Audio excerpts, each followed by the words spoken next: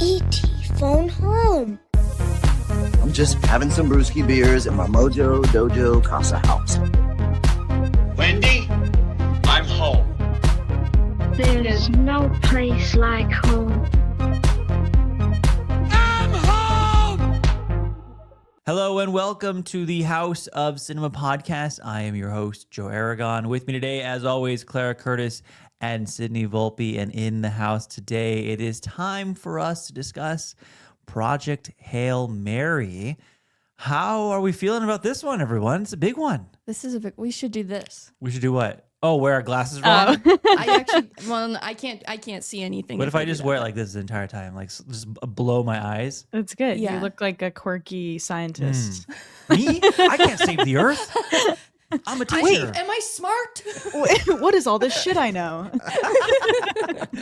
We joke, but that happened in the movie. Yeah. And I don't want people to misinterpret our jokes as like we don't like the movie. I want to get off the bat. I really like this movie. Yeah. I think we all like the movie to varying degrees. I think so. But we can It's with poke love. fun. It's for fun. Yeah.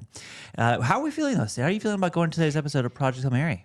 I'm feeling good. This is kind of like a weird feeling because we all saw it so long ago. And it's one of those Yeah. things where it's almost like when we see something at a festival and it comes out and like the hype happens, but we've like already like processed the film and all of that. And we thought about recording it early.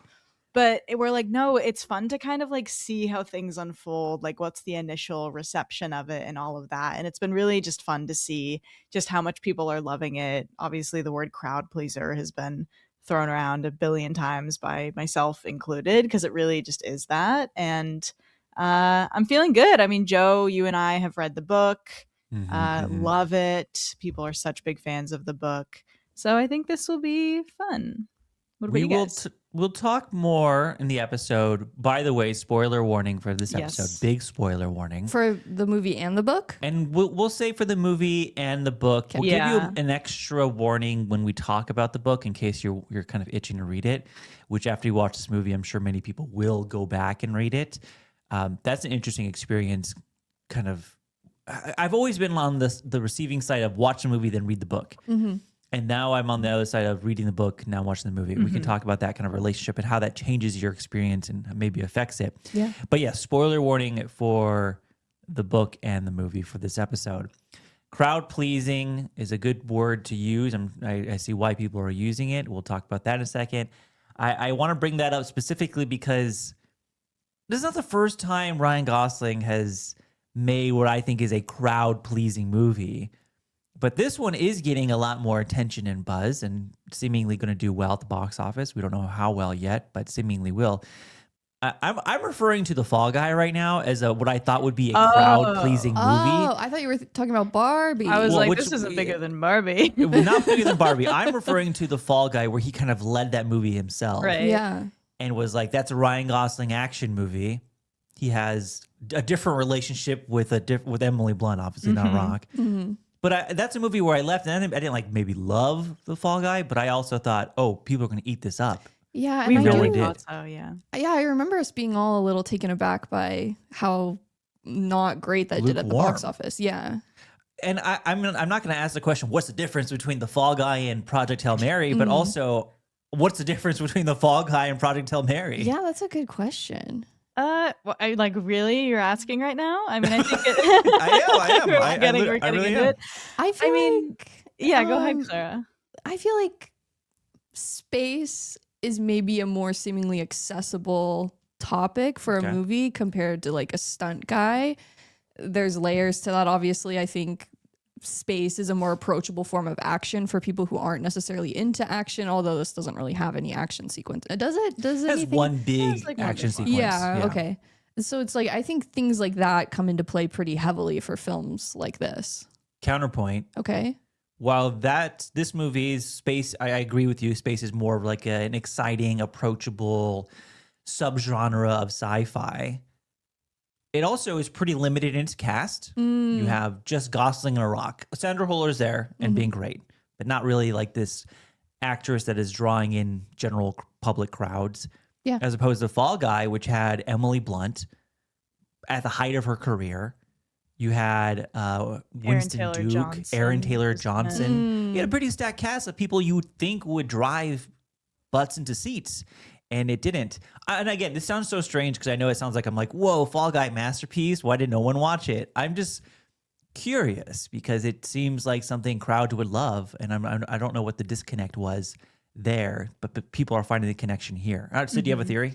I mean, I agree with Clara that especially like I feel like space is like no one wants to miss a space movie, especially in theaters. It's just such a big thing that people love.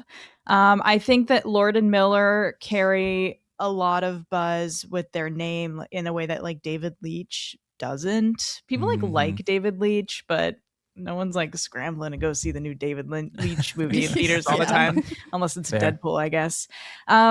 But you know, the Fall Guy it wasn't original. It wasn't like a TV show or something. Yes, Yeah, like it the was. 90s or whatever.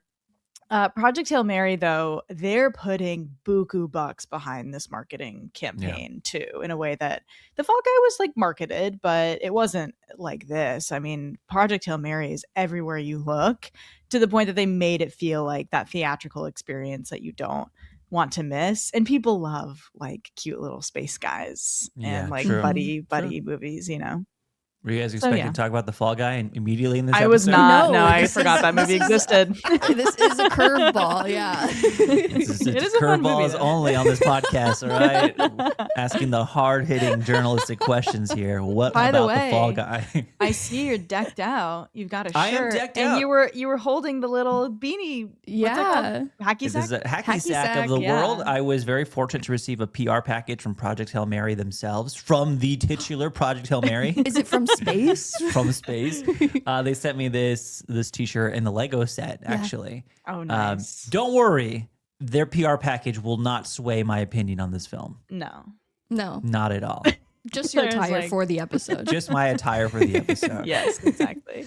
I still have. I don't think the we movie's knew perfect. Joe's opinion on the movie before he received the PR package. Exactly. This is true. Yeah. This is true. And he liked it a lot. I typically always say no to PR packages, but I was like, I like this movie. I will say Yeah. yes to the movies I like. 'Cause Yeah. I'm like, oh, Yeah. I get to have cool stuff that I like. Yeah. For sure. It's good If you to can see behind hype up. Clara's, if you're watching the podcast, you can see over Clara's shoulder, there's like a lot of junk in that bookcase. And a lot of it, some of it's PR stuff.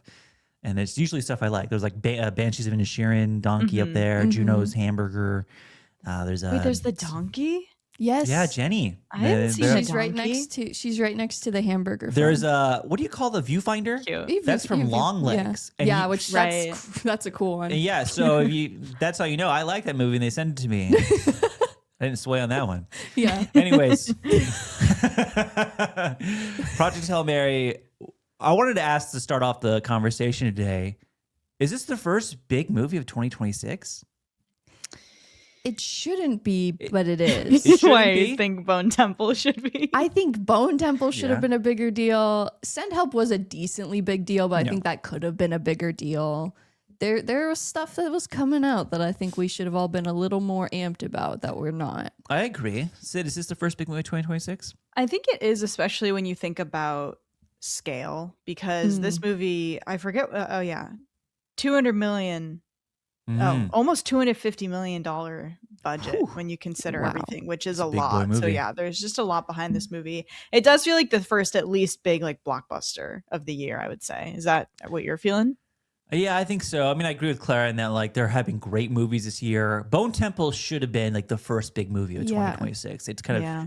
insane how much money that movie did not Stay in make. line. Go Yeah, rent stay it. in line if you love watch Bone it. Temple, So man. good. Yeah. We love it dearly. We love that franchise. We love where that story's going, and I want to see a third one, obviously. Mm-hmm.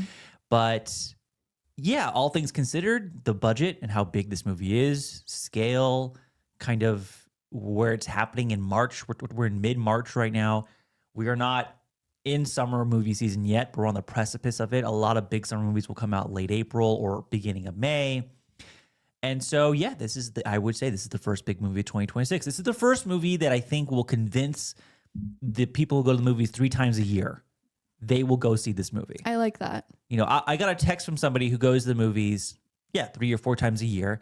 And they text me, just got out of Project Hail Mary, loved it. Oh, It's good. all right. Nice. That's how you know this is kind of the bigger deal movie this year. Is like it's driving the people who don't go to the movies into the theater. Yeah. Yeah. Yeah, I mean, that's exciting. March, we're 3 months into the year. It's still early. I'm trying to understand, like, is that a bad thing that it took until March for the first big movie of the year, or is that just the norm now? I think that's definitely the norm. Like this time last year, like the biggest movie of the year at this point was arguably like Mickey 17, which was in a good very point. similar thematic space movie. space. Yeah. And it's another space movie. And yeah, I think that came out in March as well. It did. You're right. Yeah. And Yep. then the big shift came when Sinners came out in April. That's Oh, where right. things good really point. like Early? Wow. Is it early April? was like- yes. It was in April. I don't know if it was early. It might have April. been press screenings were early April, and then it was Maybe. more like a mid-April release. Good callbacks. You're right. Yes. But yeah, I think generally these big studio films try to, when they know that they're good, they try to avoid like the first couple months of the year. So it makes And sense. this is a movie we saw it. Claire and I saw it almost a month early. Yeah. Yeah. And when we saw it, the press embargo was up, but the social media reaction embargo was going to be expiring that night. And that is usually an indicator they're confident as hell in this movie. Mm-hmm. I mean, they were showing it 3 weeks early and they were allowing people to talk about it. Good sign. Good sign. They knew they had something special in their hands. Yeah. And clearly it's working out for them. Yeah. Rotten Tomato score. You get 2 consensus today. Okay. Consensus 1, critic consensus, a visually dazzling space odyssey that's carried along effortlessly by the gravitational pull of Ryan Gosling at his most winning. Project Hail Mary is a near miraculous fusion of smarts and heart. Aww. Oh, wait, smarts and heart? That's correct. That's, yeah, smarts and heart. Audience. I don't like that consensus. one of them is plural. Yeah, I was smarts and hearts. Yeah. Rocky might have a heart. Well, we'll get Rocky- into that. I have a lot of things to Oh. ask you. Okay. Just like anatomically speaking, like maybe he does. Seems Well, you like don't Clara's know. interested in this. No, I have a lot of questions Clara about has his a lot of physiology. questions about the biology of Rocky, from what I understand. Which I'm hoping I can ask you, and maybe you don't give the exact answer, but you can say if it's in the book or not. I can't say you find out much more in the book. No. You don't really. There is a. Well, we'll get into that. in a second. Well, yeah, we'll get save into it. There We'll are see some when I fun things ask. to discover. Yeah. Okay. Audience consensus is 1 stellar Gosling plus 1 arachnid-ish alien plus 1 Hail Mary mission equals lightning in a spaceship. I think they're playing a can't lightning in a even- bottle. That was a lot. Yeah, That- that's I a can't lightning in a judge bottle 'cause spin. I did a similar math pun in my YouTube video, but I feel like theirs didn't. I feel like it's really hard. They should have done like times excitement divided by Ooh, like- sadness. yeah, like something a little more equals- Oh. complicated. Yeah. I like that. Carry Yeah. the heart and then square something root like of rock. Good job. That was good, guys. we did it better. What do you think the score is? Critic score, audience score. Sid, give us your guesses. Oh, okay. Critics, man, I don't think I've seen any of this. I'll say critic score will go like a 95. I don't think Okay. it's like right up at 100, but it has to be really good. Audience score, I'll say 97. Clara? I was gonna do like critics 92, Okay. audience. Maybe I'll say 97 too. I like that number. Okay. Critic score 95%. Oh. Sid. Off by 1. Okay. And That's audience nice score round. 96%. Okay, Oh. cool. It's right there. 95, Wow. 96. Very Cool. good scores. Does those scores shock you guys at all?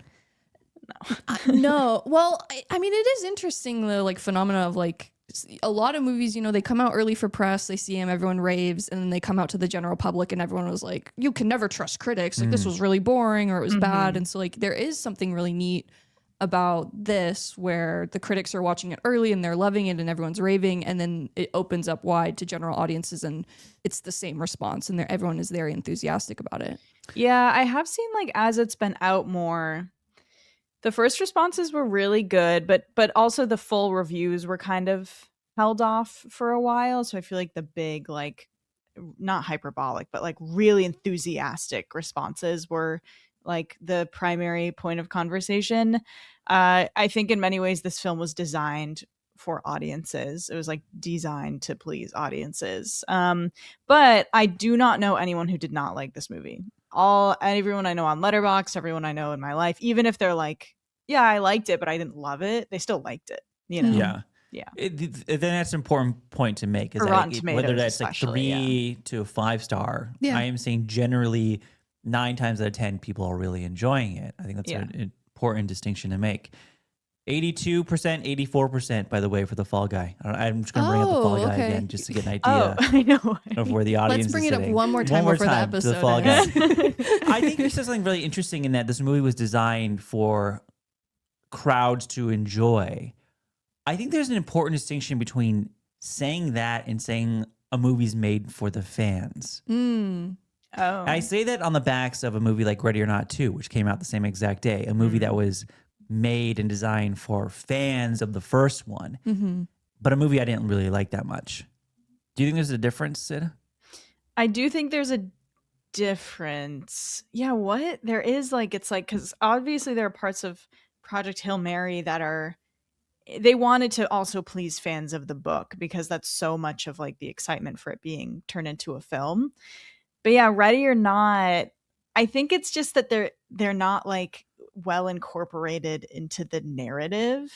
They're fan moments that are meant for applause and for people to be pleased who like the character or whatever, but it's not thought of as a foundational part of the story that you're telling. And in Project Hail Mary, I think it is more yeah, we know that everyone loves when Rocky says amaze, amaze, amaze or whatever, but we're not we're not framing it as this look, here's this moment. Yeah, exactly. Yeah, but that's interesting. I feel like people don't talk about it a lot in that way, where it's you can make things with the fans in mind, but it's not fan really service. noticeable fan service. Yeah.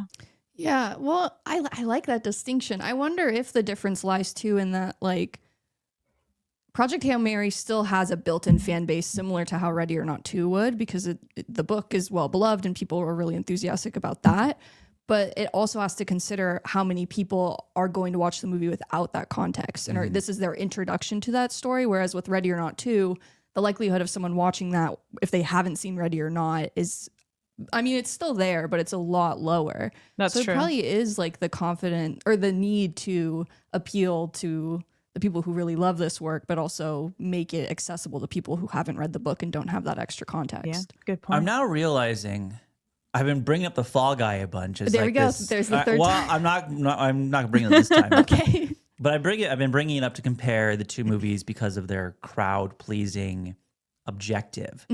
Maybe what I should be bringing up is Wuthering Heights in the sense, in the realm of adaptations and kind of Hollywood adaptations of.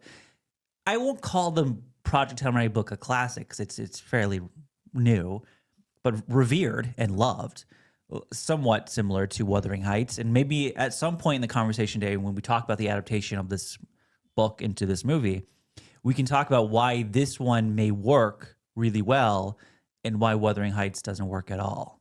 I don't know. It's something to keep in mind. Keep in the noggin, kick in the head. We can figure it out. Okay. All right. You guys ready to jump into this? Yeah. Ready.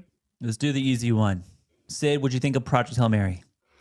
I liked Project Hail Mary. I will say that one of my biggest, I don't want to say I was disappointed in the film, but I did not love this film as much as some other people, even though I thought it was really well done. I think Ryan Gosling is incredible in it. I think they nailed the Rocky and Grace relationship. I really love Greg Fraser's cinematography for this film. I thought it looked amazing. Sandra Huller is amazing. But I think one of my biggest takeaways was that I just didn't feel as much as I felt reading the book, both in the scope of the emotions of the story and the awe and discovery of space.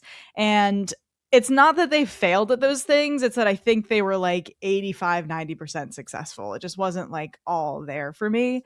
And so I have, a little bit, some nitpicks, but I do think it's a really impressive feat of adaptation and just a really good movie, I think. I also want to shout out Drew Goddard, who wrote the screenplay.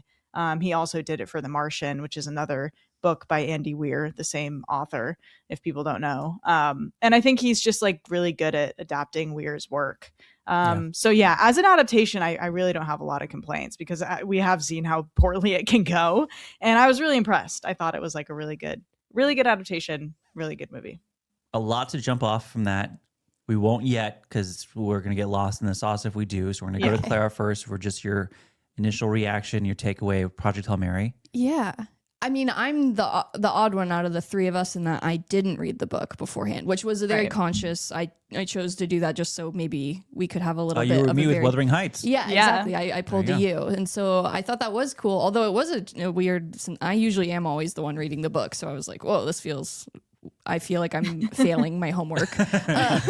But I think in that context of like having no idea what's going on with this story or what to expect from it or like truly what all is going on here, I thought it did a good job of really bringing you into the world and like introducing you to the stakes at play and everything that's happening with Grace as like an individual character. But I will say it's interesting. Sydney didn't feel as much as she did while reading the book because I feel like even I, like without the context of the book, was watching it and feeling like I was maybe a little deprived of the bigger, heavier emotions that you would maybe expect for a film like this, especially when it's grappling with like the end of humanity as a whole. And that's not necessarily a bad thing. Like I came out of the movie really happy. Like I had a great time. It's a great theatrical experience. I enjoyed it. It was funny. It was emotionally moving enough to like be satisfying. But I do feel like I was missing something. And hearing you guys talk about the book more kind of adds the context of what I was missing more. Okay. How do you feel? Yeah. I've seen it twice now. You have, Which is, I will say, on my second watch, I was like, whoa, this movie's long. 5 hours of your life on the This is Project a lot Hail of Mary. a lot of Project Hail Marys. I know it's like a fraction of my time to Tau Ceti, but I loved it. I really did love it a lot. I want to echo a lot of the same sentiments in that I think it looks incredible. Greg Fraser's cinematography is one of our, I don't know if he's one of our, I don't want to say underrated bests right now because he's shot so many movies we love. And I think people are starting to recognize the name now, but he's not, he's not Deakins where people automatically think cinematographer Deakins. But I think he's getting to that point. I mean, he shot the Dune movies and he shot this movie. Rogue One. He's very good with space Yeah. and like the vastness of of space. So a movie looks great. I think the movie scored really well. Daniel Pemberton score, who's worked with Phil Lord and Chris Miller before on the Spider-Man movies. You don't like it? I think it's a little overpowering. Oh, okay. I don't agree with that, but I do love it a lot. Gosling, I think, we'll get into this in a second. I think he's the best he's ever been, if we're being completely honest. Okay. I think he's incredible in this movie. I don't know if anyone could pull this movie off like he could, if anyone out there could even be Rylan Grace like Ryan Gosling is Rylan Grace. Ooh. Maybe another take. Who knows? Okay. Not perfect, though. I don't agree with the hyperbolic statement that this is like the greatest sci-fi movie of the 21st century. I don't agree that it's like this. Well, I don't know. I think there's a difference between saying it's like a defining film of the 2020s versus saying it's the best sci-fi movie of the 2020s. It's a little bit different. I don't think it's perfect. And I think a lot of that stems from being an adaptation of a book it's a lot. It's a dense book, man. We're talking a book that's like 500-ish pages and 25-30% of it is science. And Drew Goddard had a massive undertaking in trying to translate to screen. I think he's successful most of it. I think that it's a great adaptation. I think there are some issues I have with it, and we'll talk about it in a second. Okay. But overall, I think he nails it. But it's a dense book, and I think you can kind of tell in the movie sometimes it's struggling with the weight of the book and trying to balance the weight and the emotions and the science. And it's like, what do we want to focus on? So it's trying to have its cake and eat it too at times. Maybe it doesn't work all the time. I didn't cry watching the movie. I didn't cried either. reading the book. I didn't either. Yeah, me too. I cried. I teared up several times reading the book. But yeah, the movie, I did not cry. And Claire, I was shocked. Claire, I thought you were like, the ideal person to watch, like Ryan Gosling and a little guy and like cry And your bawl eyes my out. eyes out. Yeah, so I think all of this is very telling that like you hadn't read the book and you had that experience with it. It's really interesting. And there is a moment in this movie where Rocky basically sacrifices himself to save Rylan Grace. Mm-hmm. And it's kind of framed in the movie as like he's done this self-sacrifice and he's possibly dead. And so Rylan Grace is working, but kind of hoping Rocky wakes up. Yeah. In the book, it's a little bit more intricate. And I think that would have pulled at your heartstrings a little bit more, which is interesting. It's a more like, because in the movie he is more I would argue, like passive in dealing with that possible scenario? Is it more he's like deeply involved and like trying to wake him back up? Yes. Okay. Yes. And also a little bit about Rocky's anatomy there. Yes. That's Oh, that's the great. one section where we get Rocky more about Rocky's anatomy. Perfect. And Grace is very hands-on with doing whatever he can to kind of revive Rocky. Wow. Okay. And it's a little bit of an emotional battle because you're like, wow, he's doing all these things. He doesn't know if what he's doing is right because he's an alien. But it is a little bit more emotionally pulling. Huh. And do you think maybe that's the byproduct of just this is a really long movie and There's this is so much happening to at do. the end? Yeah. We'll get into, I think, we'll go through like some of the bigger adaptation changes. Okay, perfect. Mhm. But I get why they left certain things out. Okay. Let's talk Gosling. Okay. I do it. introduced my take by saying I think this could be Gosling's best performance of his career. How do you react to that statement, Sid?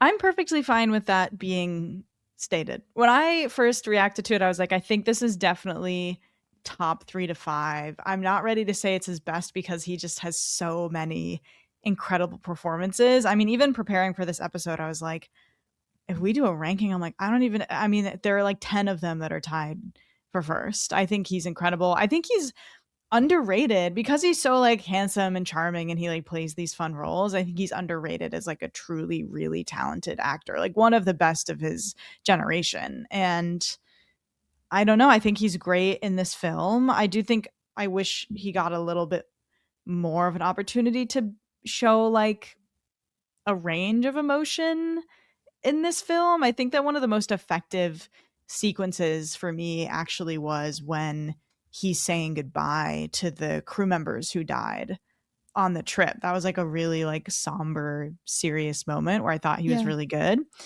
But yeah, he's such a good Grace. He does the Rocky relationship so well. I think if anyone said this was his best performance, I'd be like, yeah, love it. I don't know if I agree, but I think that's totally valid. Yeah, I think I'm in the same boat where like I can see why that is being presented as the take. I don't know if I would agree with it myself just because I think there's other work of his that I find more interesting and maybe a little more resonant. But I do think he's doing stuff here that's really impressive. And I think it's easy to kind of just pigeonhole this as, oh, he's just doing Ken again. Like he's just doing himbo, like blah, blah, blah, which I've been seeing kind of thrown around a little bit. I don't agree with that at all. I'm seeing some people kind of make the argument of he needs to stop doing like comedic work and he needs to go back to doing more serious stuff. And don't I agree saw with a that tweet either. that was like he's been sort of just like cruising the last decade. I'm like, what are Yeah. you talking about? which Cruising? I know, which I don't agree with that. And I think too that belittles a lot of what he's doing in this movie, which is he's having to act against a puppet for most of this movie. And I think that is like a very considerably difficult feat to pull off. And he's pulling it off very believably. Like it doesn't ever really feel like he's not in the space with Rocky. It feels very much like he is communicating with an alien. And I think Yeah. while it's easy to discredit that when it's more like humorous, I think that's still a really hard thing to do. And I think he's doing a really good job at it. The most important thing about this movie that gets right from the book is it nails down the relationship between Rocky and Grace. I think it's what makes the book so fun to read. It's what makes the book so emotionally compelling at times. And if there's going to get anything right, and if there's one thing they can't get wrong in the movie, it's that. I think they completely nail it in this movie. And it works in this movie because it's written well, but it also works because Gosling is so good. And I think I'm so willing to lean into the idea this is his best performance because it's so much. I mean, it's kind of a one-man show for a majority of the runtime. Yeah. It's him in space acting with a puppet, who is great. Rocky's great. And we'll talk about What, Rocky the in a puppet? second as well. Yes, the puppet's great. It is like thinking about I don't think of this movie as like Ryan Gosling is the only actor. I'm like, yeah, it's like Ryan Gosling and Rocky. He like feels like he was his little co-star. It does feel that way, but so much of it is leaning on the shoulders of Gosling to kind of deliver this performance that is both comedic and at times a little bit more somber and dramatic. I do wish he had more moments of maybe somberness or dramatic moments, but I think that he kind of just nails like this effortless charm. Like every scene he's in, I'm like so in love with what he's doing. He's so funny. It comes so naturally to him. when he's doing like the little video vlogs for the science. I think those moments are great. I think when his interactions with Sandra Huller's character are fantastic. And obviously everything with Rocky works perfectly. And I really love it. I think that I don't know if anyone else could have done Ryland Grace as well, if we're being honest.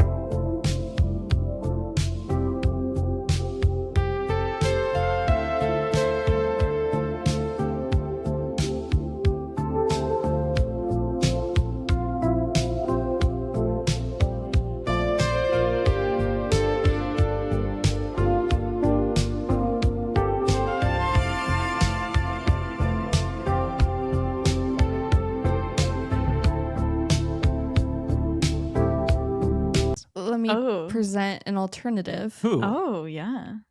Channing Tatum. I love Channing. You don't think wow. Channing Tatum could do this? See, he's so big. He is Sometimes big. he is. But I feel like Ryland Grace needs to be. I really love that they made Grace this like hipster hacky sack, sort of like. I don't know. He just. I think another thing Gosling does well is showing the like less perfect side of Grace, where he is a coward and kind of a loser. That's like my favorite thing about Grace's character and his arc. That's like what like makes his arc so powerful. And I don't think you can be like big giant amazing Channing Tatum, but maybe. I think he could do the personality well. Yeah. Yeah, I see where you're going with it, because Tatum also kind of nails that perfect balance of a bit silly, effortlessly funny, but also can pull off those dramatic moments. Yeah, like Roofman. I think Roofman's a great example. A great Yeah, example of Roofman's that. really good. Yeah. Can turn on when he needs to be serious, can really turn that on. I agree that the biggest, most interesting aspect of Grace is the fact that he is a coward. Brilliant man, but also very scared in so many ways. And this movie taps into that at times, and I think those moments of vulnerability are really, really important. And I think Gosling kind of just nails that, both from like a physical perspective of like the way he just reacts to certain things, but also just in his line deliveries and his acting. So I think Gosling's great. If we look through his filmography, we'll do a quick game of this or that. Would you prefer Gosling performances? Oh, that's such a I like better that alternative. makes this a lot easier. Yeah, we're not going to rank them. There's too many good ones. Oh, thank you. We're going to go based on performances. So if the movie's Solely not performance. great, oh well. But if you think Gosling is great in the movie, that's when you can choose that one instead. You guys ready? Yes. Ready. Here we go. Project Hail Mary. If you're listening, play along. It's fucking Dora the Explorer right now. Who do you prefer? Project Hail Mary or The Fall Guy. That's right. Or Only God Forgives. But seriously, Project Hail Mary, The Fall Guy. Oh, Ooh, Project Hail Mary. Project Hail Mary. You? Joe? Project Hail Mary. Okay. Okay. Shout out to The Fall Guy. Yeah. Project Hail Mary or Barbie. Ooh. We're going hard. based off That's Gosling hard. performance. I know. Well, the way he laughs and the sublime thing he does, those have really entered my lexicon in a big way. I think I would say Barbie. I think I would also say Barbie. Oh my gosh, what are you saying? It's funny. In my head, I went into this thinking, oh, it's Project Hail Mary. Yeah, but now you're thinking. It's You're in right. my I mean, intro, man. The way Yeah. I know. Mojo Casa House. It's like a comedy masterclass. Really, it is a comedy masterclass. It I think is. you could argue that it's one of the best comedic performances of the 2020s. I like that argument. I would be comfortable It's saying that. really good. Okay, and yeah. I know it kind of lives in the shadow because it's a Barbie movie. And ironically, it's like so great in a Barbie movie. I'll go Project Hail Mary, but it's so Okay. close. Okay. It's very close. That's Okay. fine. Project Hail Mary or his role in The Gray Man. I haven't seen The Gray Man. Oh, you don't need to do that. You don't need to It's do Project Okay. Hail Mary. Noted. that. Project Hail Mary or First Man. First Man. First Man? I haven't seen this. Oh, First Man's Sid. very good. It's But must so be one of good. his better performances in the last Yeah. decade. 100%. Of course. Yeah. Yeah. Damien Chazelle knows what he's doing with Gosling. For Yes. sure. Blade Runner 2049. Wait, did you pick? Oh, I would choose Project Hail Mary. Okay. Okay. But I think he's good in First Man. Yeah. Blade Runner 2049 or Project Hail Mary. Ooh. I have not seen this movie since it came out in 2017, if we're being honest. I haven't either. Man. Lots This of good is a- memes of him in this movie. Great memes. If we're talking memeability, Blade Runner takes the cake. Yeah. Knee-jerk reaction, because I haven't seen this in a long, I'm going Project Hail Mary. Yeah, I guess that would be the logical route to go. I'll probably do that too. Sid?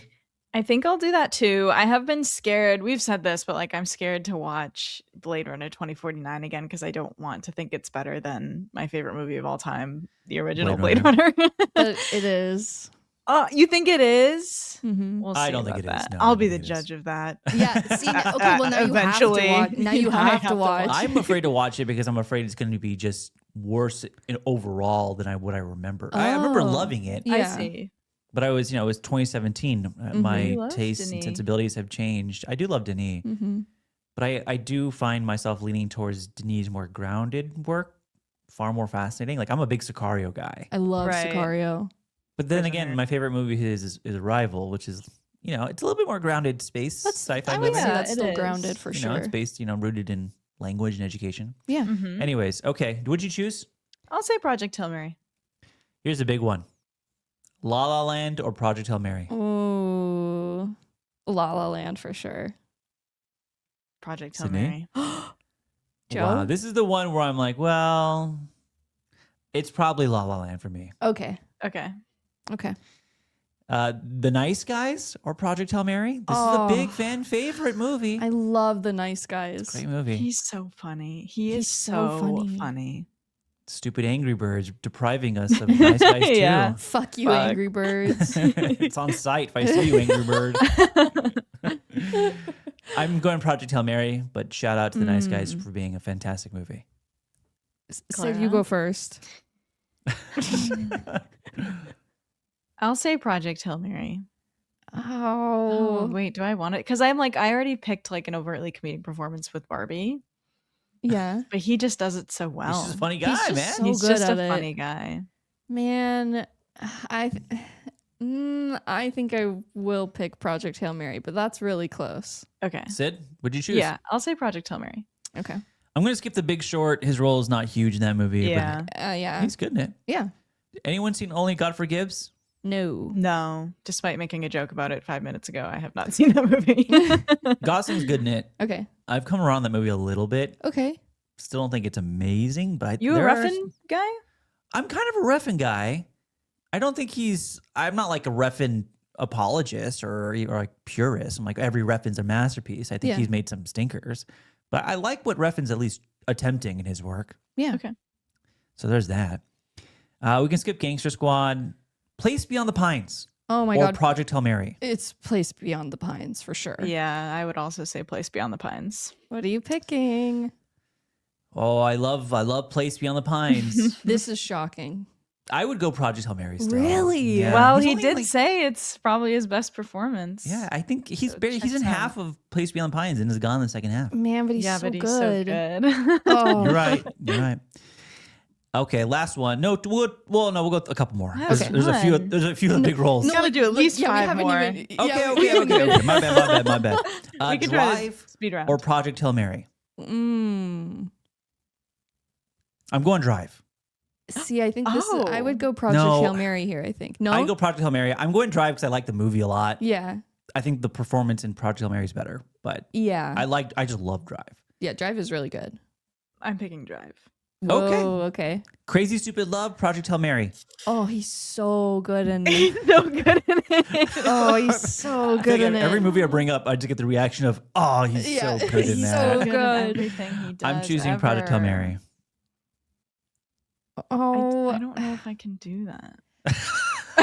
I don't want to do that, but I think maybe I'll use the same argument you're using for Place Beyond the Pines, where like it's not his No, movie. I'd say it's definitely an ensemble Yeah. piece. Yeah. Okay, yeah, I'm doing Project Hail Mary. It's not as complex. Even Mhm. comedically, it's not as complex as some of his other stuff. Yeah, I'll but say that first Project Hail scene Mary. Yeah, he's where he it's picks up so on Emma Stone for the first good. time. Yeah, it's so good. So charming. Okay, we'll go a couple more. Blue Valentine or Project Hail Mary? Blue Valentine. I will pick Project Hail Mary. I haven't seen Blue Valentine in a few years. I would Oh. choose Project Hail Mary. Guys. Okay. But he's very good in Blue Valentine, He's obviously. so good in it. Have you guys seen Lars and the Real Girl? Yes, I have. Have we seen the movie Sydney brings up? I think every love episode. that movie. That movie's Lars so and the Real amazing. Girl or Project Hail Mary, Sid?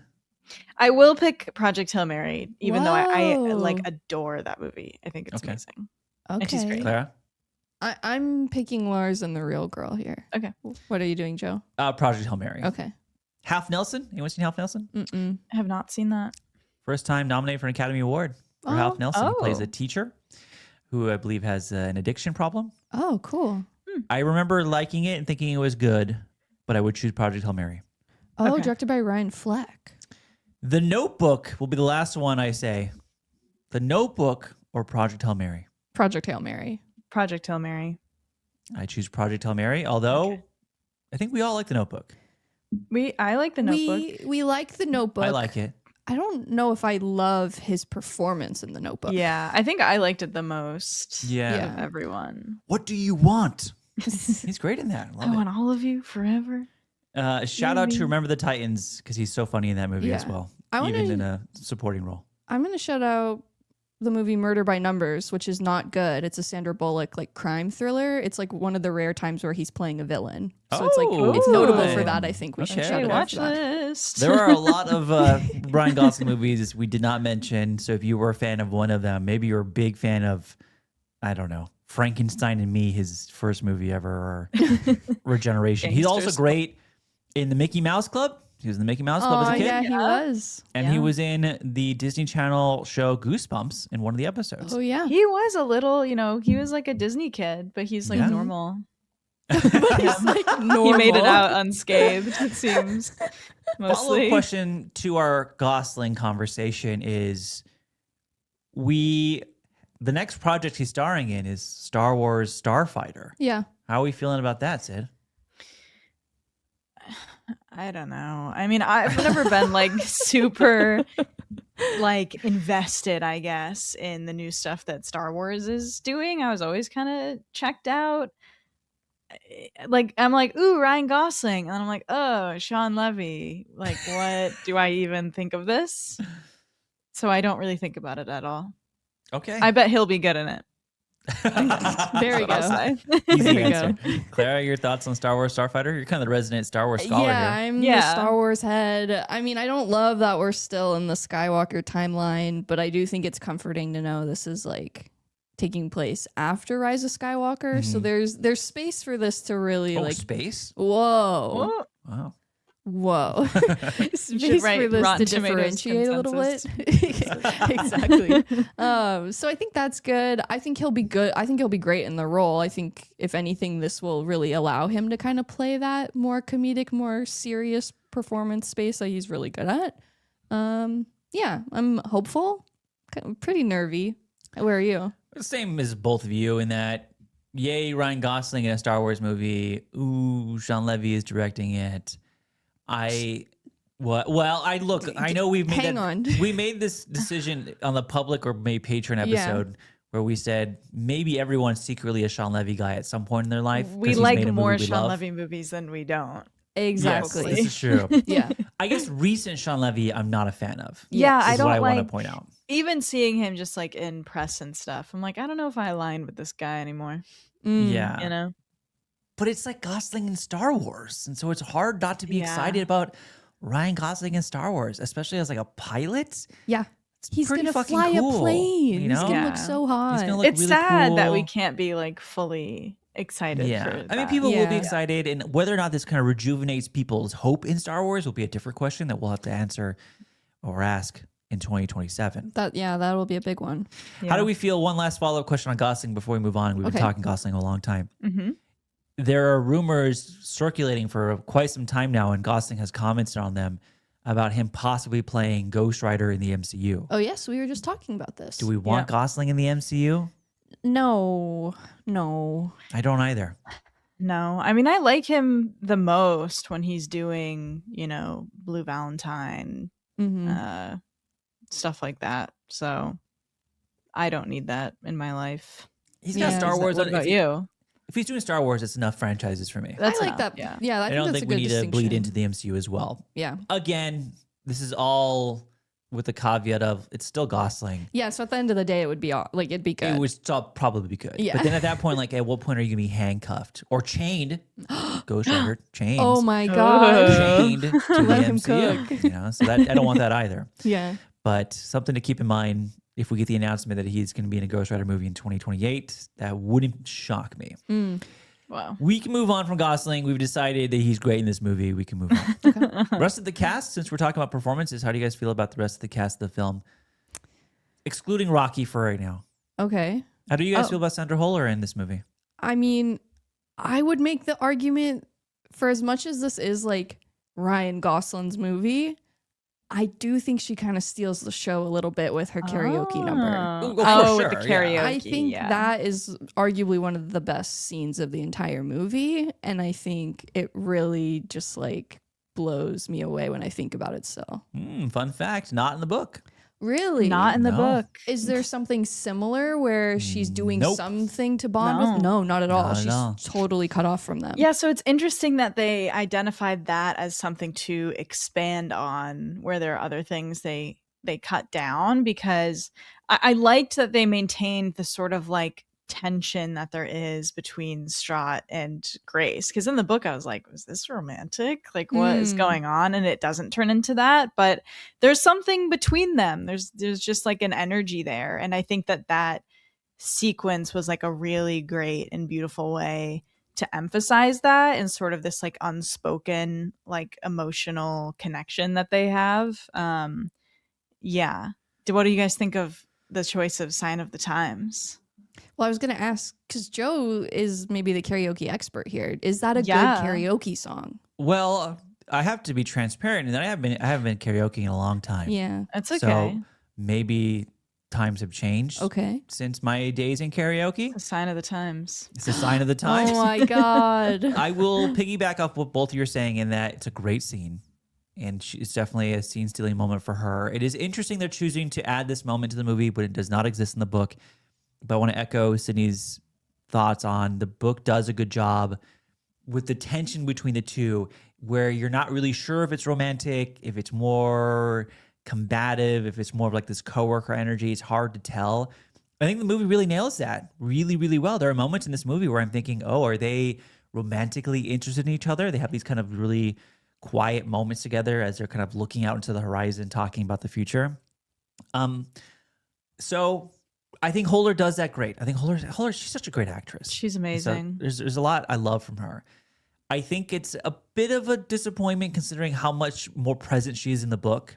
Oh, she's more in the book. Well, only because she has to make a lot more decisions. Oh, okay. And we'll get into that in a second, I think. Well, and it's like you get so much, you live in the moment with Grace a lot more. Like the flashbacks are longer. You see Okay. like his training and how he's like interacting with her a lot more. Yeah, and so you get a stuff. lot more of kind of, yes, this kind of cutthroat, no nonsense attitude. But I think the decisions she's making and kind of why she's making them in the book and explaining to Grace why she makes them reveals more about her kind of humanity than we exactly. realize. And so in the movie, that in order to reveal the more humane side of her, or make her feel more humane, they give her this karaoke scene, which is a great scene. Yeah. Great scene. In the book, is there ever any moment in the midst of their like kind of like will they won't they tension where Grace is like wondering if she's being more friendly with him because she's trying to like manipulate him into doing what she wants? Is that like a component at all in this sort of dynamic or no? No, they end up having this really interesting relationship. And I shouldn't have said training before. He's never training to go. He's like part of Part of the training. the astronauts. He kind of becomes Straht's sort of like translator, where she will be like really harsh to people, and he's like, yeah, that's just Straht. She's gonna just say, you know, this shit, and like she makes the decisions around here in kind of like a cute little way. Like they balance each other out. But yeah, I don't think that she is manipulative. Okay. No, I don't get the vibe at all. I don't They're not. think She's that. not friendly to him, Right. Because she knows she has to send him. Right. Yeah, Because like she's the a movie in likable the book, character. Yeah. Right. he's not planning on going at all. Right. That's not the intention There's no for intention most of it. going. Okay. Okay. Yeah. So it is very much like that relationship of like she's cutthroat and he knows her personality so well because they've spent so much time together. He's there to kind of like soften the blow to the people who meet her for the first time. But it's also like black cat and golden retriver. Yes. It literally is like it that. It really is like that. Yeah, and it ends up, it kind of, almost challenges what you think of Strahd, because her role is like making the hard decisions that need to be made for the sake of the future of humanity. It's actually like a huge burden that person would carry. And you think Grace is the more sort of like bubbly, fun scientist, and then it turns out that he isn't willing to make that sacrifice. I think that's why that is such like an impactful thing that his character does, that it really commits to, is that, I mean, just discovering that he was too much of a coward to go, and to the point that he even like hid behind his students and saying that he cared about his students, which I wish they had emphasized a little more in the film, because in the book you see more of his like mental struggle deciding whether to go, and he's almost trying to rationalize it to himself. He's not just lying to Strahd. You hear like his internal monologue of like, well, I can't do this because like my kids, like my students, and all of that. So yeah, Strahd is like, she's hard edged, but it kind of challenges you to like sympathize with the task that she has. Yeah, and I think the book does a lot better in making you understand the burden she has on her, and we'll go through the kind of the specific moments they kind of cut out that I think really lessen that burden in the movie. Okay. But overall, Centerholder, good. Rest of the cast, good. Want to talk about Rocky? We love Rocky.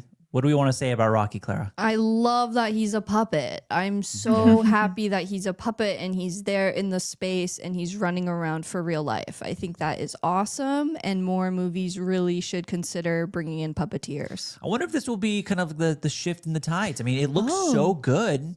Hopefully it does inspire other studios to be like, oh, maybe we just do puppets because it looks fucking awesome. Wow, I hope so. Thoughts on Rocky, Sid? I mean, I love it. That's so, I'm trying to think of like other examples recently where they have used like puppets or animatronics. I guese Five Nights at Freddy's. They used those look great. Those are probably the best part about that movie. Yeah. D&D.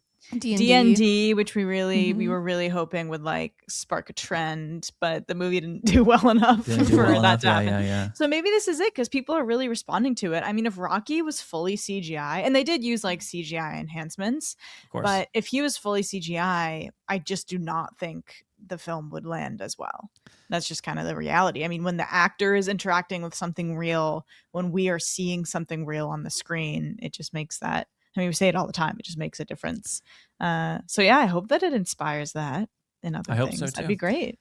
I think they nailed Rocky from the book really well. Okay. Rocky does have this very, if anything, Rocky has a more himbo energy than Grace. You think? I think so. I think Rocky is, they make it a point in the book, and they kind of gloss over it in the movie, that Rocky is not a scientist.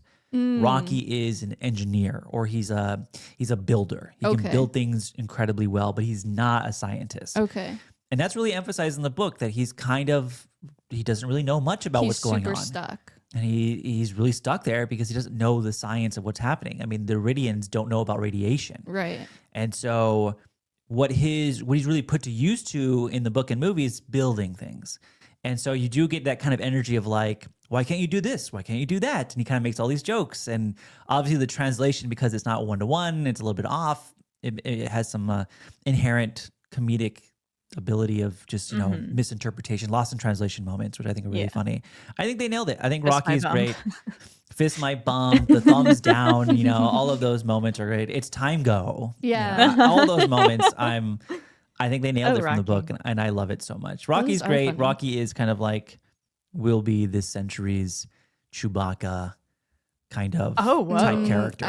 If there's multiple, it would be Chewbacca. I feel like but it is like an E.T., more like an E.T. Like an E.T. E.T.'s a better comparison. I don't There's think only one he will E.T. be as iconic. It's as not E.T., Grogu. but- Like Grogu is the guy, I think. Yes. yeah. If we're talking like in terms of icon, sure. But I think they're kind of venturing into that space of E.T. Yeah, I would say it's not crazy. E.T. is an appropriate comparison, I think. Yeah. I want to ask you guys, because I remember when the first trailer started coming out, some people who had already read the book were saying, if you haven't read the book, don't watch the trailer, because That was the trailer. silly. Now that I've read the book, that's silly. I think, by the way. Well, but Really? And Yeah. well, because that made me feel like I was under the impression that like Rocky is something that is like a big, like shocking sort of reveal in the story. Like, is that Sure. the feeling, or like how? Like, I guess. I mean, it happens 100 pages in. Okay. You know, it's a 500-page book. Like, we're introduced to Rocky fairly pretty early in the book. Oh, okay. Yeah, it is. The movie is about Grace and Rocky, so I Oh. totally agree. Like Lord and Miller saying, like, I mean, this is just what the movie is about. Exactly. I agree. I think it's.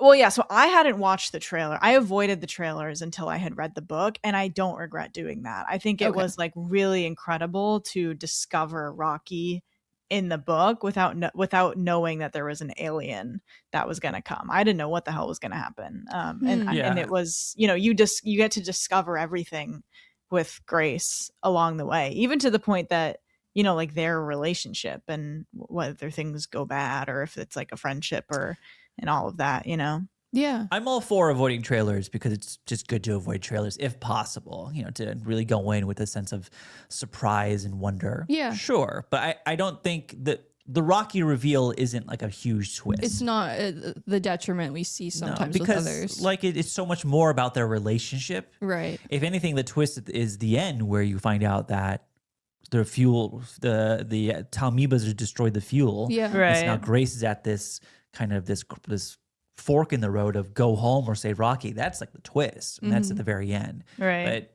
yeah, Rocky being revealed wasn't that big of a deal. Okay, that's So interesting. don't stress out if you already knew Rocky existed, by the way.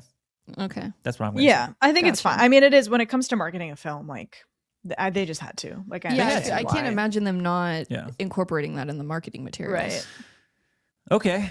We can move on from Rocky. You want to ask anything else about Rocky, Clara? Oh, should I ask all my questions? Just throw some out there, sure. Sure. Okay. Number one, does he have teeth? No, No. None? For sure? not mentioned in the book at least. Okay. Did we see him eat in the movie? I know Yes. we see his like Yeah, mouth you at did one see point. him eat. There's He doesn't a have moment teeth. where It's like where what? Grace is like eating and Rocky's like, ew, that's disgusting. Yeah. And Grace is like, well, how do you eat? He's like, it's very beautiful. Watch. And Yeah. he like and Yeah. then he does- sticks it's something like, up him. He's like, brrr. Yeah, it's like, whoa. Yeah, in the book it's described as like it's like he like his chest cavity like opens and some blob just like comes out and goes down on the It's a little food different. and like absorbs it and probably like breaks it down inside him. Yeah. Well, that was my next question was, is he soft on the inside or is he all just rock? We He's don't soft. know. Well, we don't know. Well, but too that sounds much. like he is internally soft. They don't. He doesn't know anatomically what's inside. Okay. Here's the thing. Yeah. In the book, when Rocky dies, Grace takes these many steps to try to revive him by like hooking all these like things up to him and Right. like basically trying to flush him out of whatever like powder is inside of him because he thinks the powder is like hurting Rocky. Mm-hmm. He kind of treats Rocky like an engine is how I imagined it. Oh. And that like the engine is almost like clogged. Yeah. And so he needs to have exhaust come out of it. Okay. And so Grace is trying to essentially flush him out. Turns out Rocky needs that like powder dust stuff to Oh, survive. no. And so it's revealed in the book that Grace was inadvertently making it worse. Oh my God. Yeah, and it's kind of like it ends up being okay, but it probably like prolonged how long Rocky was recovering. But yeah, it describes it as almost like he has like almost like ventilation. Like he could Yes. see that there was almost like an ash, like a charred Ash. like That's a good nature. word, ash. And so yeah, he hooks up this almost like I imagine it as like a leaf blower. Like it was something that Yeah. would like really Oh. powerfully blow. He was like, oh, I just need to get this out of his like vents. Yeah. So it can be clear and he can be better. And it was essentially a scab. So he like Oh. blew Exactly. off They the described like a scab. scab. Yeah. Yeah. Oh no. Yeah. So that's the most we get about Okay. internal anatomy of Rocky. Okay, well, good thing I also have questions about external things going on because in the movie, at least, he has little pockets of like mineral deposits. Is Mhm. that something that is just like a natural part of him, or are they like jewels that he's like put on himself? Ooh. I think it's naturally a part of him. Okay, I don't think he's adorning them. okay, But it so does it's seem less like culturally Yeah. like applied. Well, But because that isn't there moment a in the movie part- where he puts stuff on. Like Yes, he puts on an Yeah. outfit. But Yeah. he has like these little like pockets of mineral like mineral moments. Like they're kind of like deposits, gems almost. you looking know what they things. didn't include is that when they meet, Rocky is wearing like a little shirt. He like on his like midsection, he has like a little like shirt on. Oh, I want want to see a shirt on him. Okay, that's a bummer. It says thumbs down. Yeah, thumbs down. Also, that he has that thing on his arm where he like rubs it, and that's how you say goodbye. Is that like part of him? Like he was born with that, or did they have to carve it into him? I don't remember that part. Okay. I don't know if that is that even in the book. I don't Well, think does that I to say can't goodbye? remember that. I don't think it remember. does. I can't Could remember. be missing it. I don't know. Yeah. Okay. For other book experts out there, let us know. Yeah, I'm let sure me people know. really, Okay. really know this book well. 2 more. 2 more. Is the like the bubble thing he's in, is that crystal or is it some other sort of solidified element?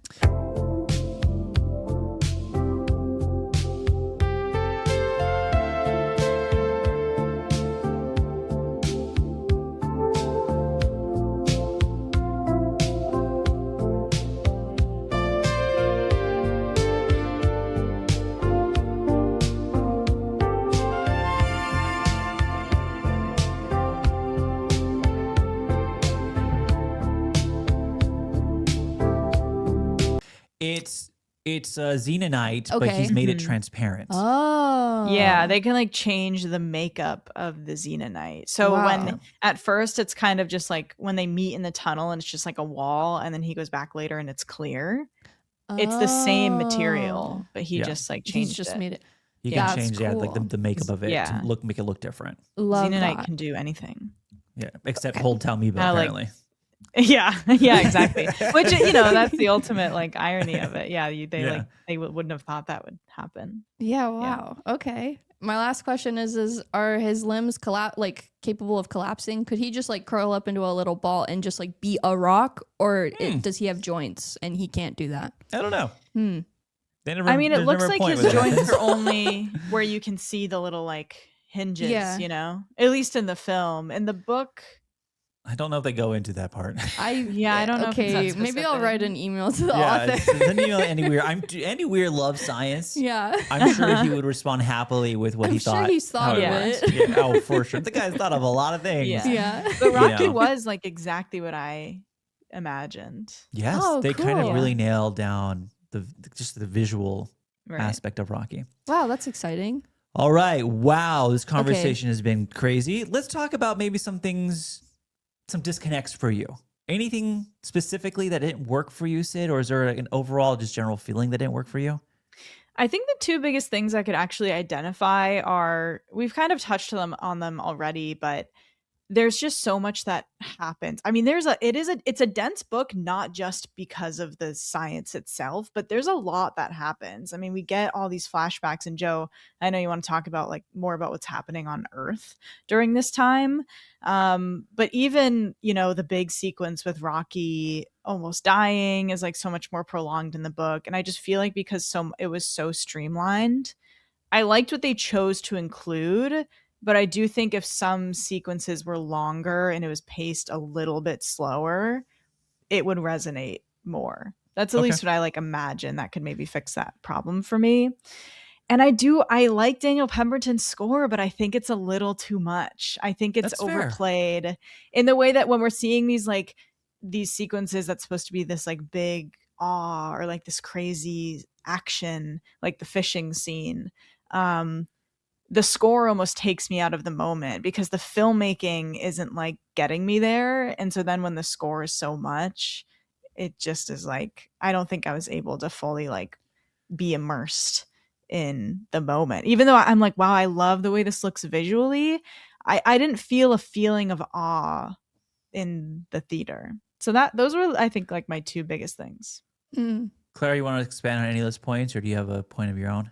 Well, I am wondering if they really lean into the score because it's such a limited cast and they're feeling the need to like supplement the fact there isn't like extensive characters talking all the time. That is an interesting thought. I don't know if I know, like, honestly, I don't think I really noticed the score one way or the other, which like, I don't know if I think that's a good thing or a bad thing in this circumstance. I will say I agree with everything else Sid is saying too, and just that like, I think the thing that I kept getting caught on was near the beginning of the film when we are getting more of the flashbacks and like he's trying to like figure out who he is and why he's there and the severity of his like situation. I didn't like that we'd get a flashback and then we kind of cut back to him in the ship and then there's never ever a sense of like dealing with what he's learning. Like I understand like the movie kind of has to keep going, and like the flashback is in a way trying to show us like the headspace he's in, but I don't think there's much of a conversation around the fact that he has amnesia and he's getting his memories back, and now he's having to kind of re-grapple with what's going on with him. That's a really good point. interesting. I don't think I really considered that, and maybe that's because I've read the book and so I'm dealing with the context of the book.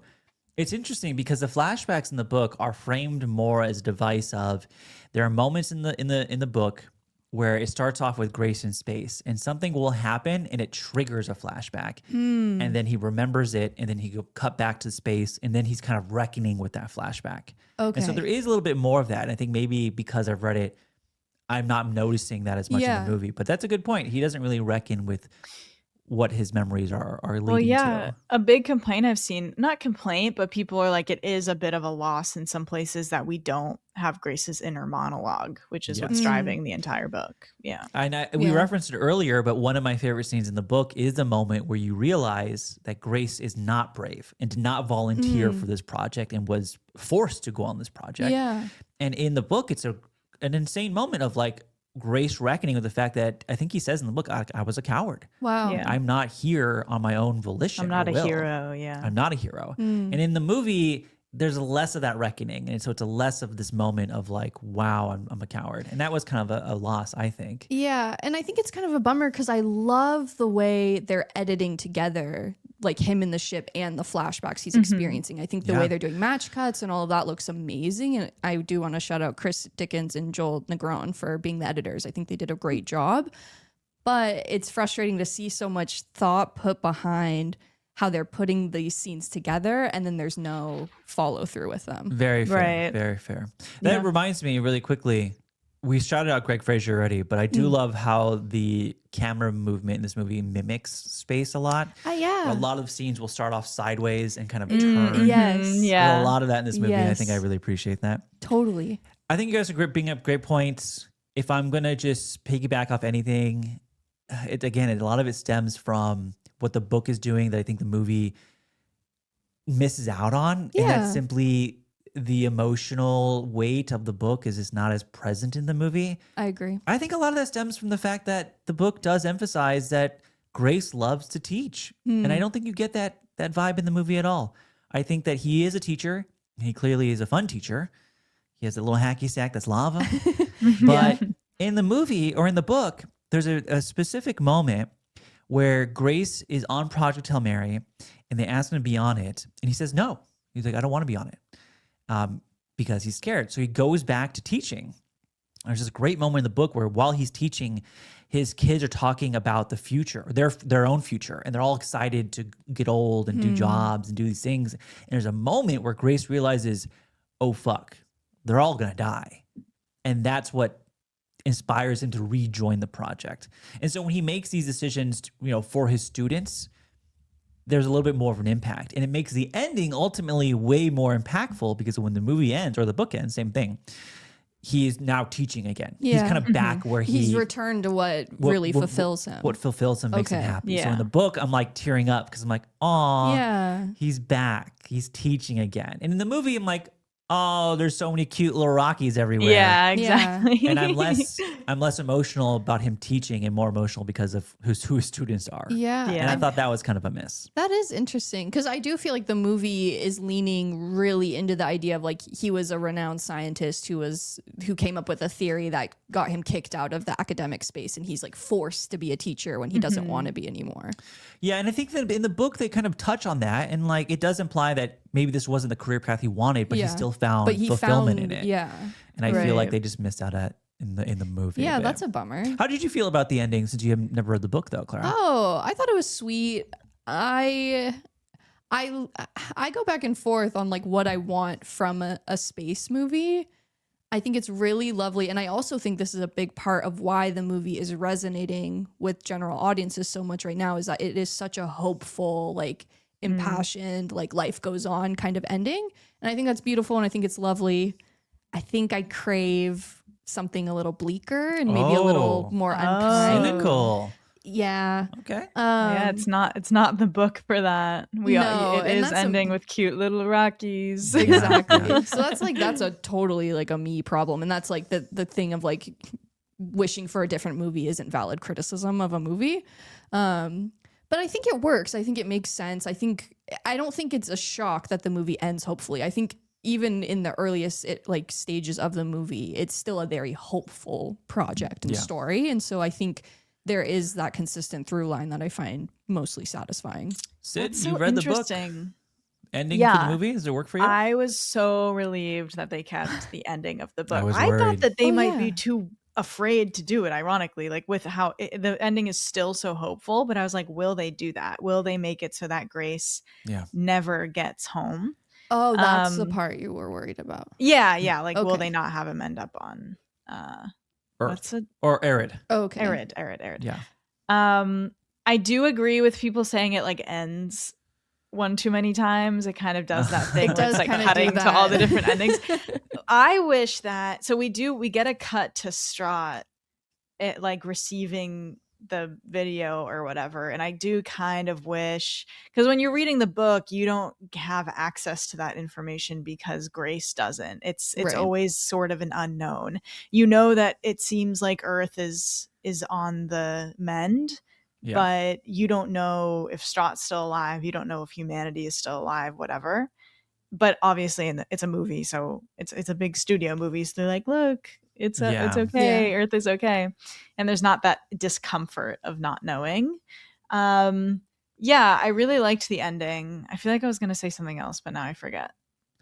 Well, I I'll liked just it. say, while you remember, maybe, is that they nailed the ending in that the same thing happens. Yeah. But the tiny changes do matter. And they've added up to a different feeling at Exactly. the end. Okay. And Right. that the ending of the movie is so much more hopeful in that Rocky says to Grace, our scientists are done. You can go home now. Mm. In the book, it's a little bit different in that he's on Arid with Rocky, and Rocky says, our scientists got news. Your sun in your solar system is getting brighter, which implies that the information made it and they've used it and that humanity's on the mend, as Sydney has put. But we Yeah. don't hear from Strahd again. We don't know about the catastrophic consequences that's been going on for all these years. Right. And there is a moment, I believe, in the book where Rocky says, we can have our scientists begin working on your ship to go back home, if that's what you want. And Grace is kind of like, well, I don't know. By time I get home, I'm going to be XYZ age. And so is it even worth it for me to go? And so there's it's kind of left open as to whether or not Grace even wants to go back home, which is kind of the same in the movie. But yeah. it's not that. It's these small little changes to make it more hopeful in the movie. In the book, I think the book is still hopeful, is what I want to point out. Yeah, for sure. There's still like this running theme of hope going through it. A little bit different, but overall, I think for a big studio movie, I think they nailed the ending of the book. Right. Which That's awesome. Oh. I was also nervous about, Sid. I was very nervous they were going to have Grace go back home after saving Rocky. I don't know, something kind of very boring and traditional. I'm glad they didn't. Yeah, but it is, they didn't commit quite as hard to Grace like accepting his new life. Yeah. There's a little bit more of that open door of like, maybe I could go home. I don't know. Yeah. Like I thought it was very resolute in the book of he's like, I don't know, like I think I'll stay here. Like I belong here now. This is, like, in the where I book, belong. he's eating what's called me burgers. Oh, that's yeah. right. You told me that, and I was like, what? They found a way to harvest like a piece of Grace, like his body, and make hamburgers out of himself, essentially. Yeah. Yeah. So like he's really committed to staying in Arid. I'll just say that much. This is what I was gonna say on that note. I just remembered that I think maybe, Claira, the like hopefulness that you're like, that maybe this is like a little too much, could be related to the tone of the film. Mm-hmm. And this was like this was my biggest fear going in, is I'm like, oh my God, is the humor going to be too like quirky and silly? Because it's a really funny book and it's really like charming and silly in certain ways, but you do really feel the gravity of certain things, like the me burger. There's sort of like there's like a darkness in it, despite for how sure, like yeah. silly it is, and you feel both of those things. In the movie, I do think they turned up the comedy like a little bit too much. There were some moments.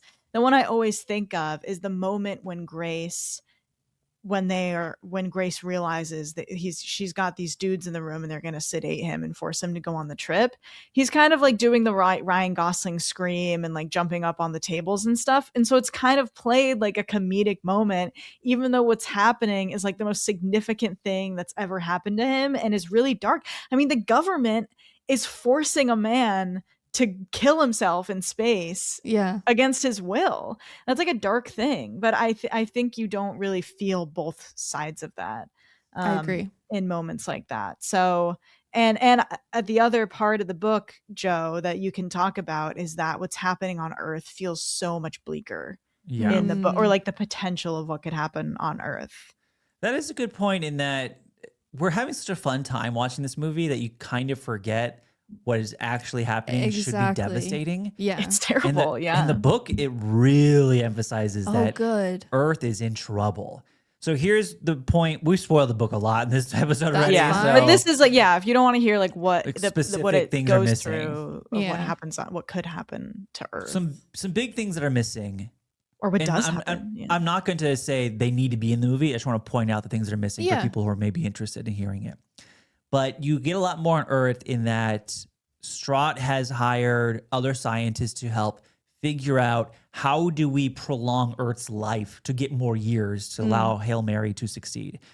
And one of the ways that they figure out they can do is they hire this like climatologist, some environmental guy, who is like, well, you could intentionally bomb and melt the ice caps, but if you do that, there's going to be some significant consequences later in life. Oh, wow. But they do it. Yeah. Because they need to. They need to keep the world alive for long enough. And it's a pretty big moment because the climatologist is like, this is ethically against everything I believe in. Yeah. It's a pretty big moment that they don't bring up in the movie at all. There's also the Sahara. The Sahara. So there's this moment in the book where in order to kind of, I think it's to create astrophage, like a large enough need, they have to put up a ton of solar panels in the Sahara. But because they put up all these solar panels in the Sahara, it's like shifting the climate in the Sahara and starting to like ruin the country there. Damn, that'd probably ruin like South America too, because the dust storms travel across the ocean and fertilize the Amazon they do imply forest. that it's like having there's just crazy like ecological consequences to the world. Wow. And so it's like just really emphasizing that yes, Hail Mary needs to succeed. Yeah. But it's like Straught has to make these decisions that are like tremendously affecting everyone around that. I mean, Straught brings up in the movie a few times, but in the book, she constantly goes back to like, do you think people are going to like cooperate? Like other countries will cooperate? Like this is like, yeah, we're lucky if we can prolong the world for another 10 years, but that's if nuclear war doesn't start. Right. And that's if like civil war doesn't start and civil unrest doesn't happen. There's a revolution and there's not like this crazy war doesn't erupt between countries. Like that's if we can get along. And they emphasize a lot in the book, but not really in the movie. No, because I like that thought of like, is it worth saving humanity if you destroy the planet in the process? It's a big question in the book. It's like a big trolley problem. And in the movie, they do say she is like, by the time you succeed, like half the population will have died or whatever. But there's a difference between like making like broad, like general statements like that we've heard in like so many movies like this versus like, oh yeah, we are like blowing up the ice caps just to make it another few years or whatever. Wow. It's like really dark. I've seen this question be tossed around from a few people, and I'm kind of curious to get your guys' answer. Too much science or not enough science in this movie? Yeah, I've heard both. I've heard both. I've been going back on both too. I've been teetering between. At times I'm like, oh, maybe too much science, and then I watched my second time. I'm like, maybe not enough science. I'm not really sure where I stand on it, and I'm kind of curious to know where you guys stand.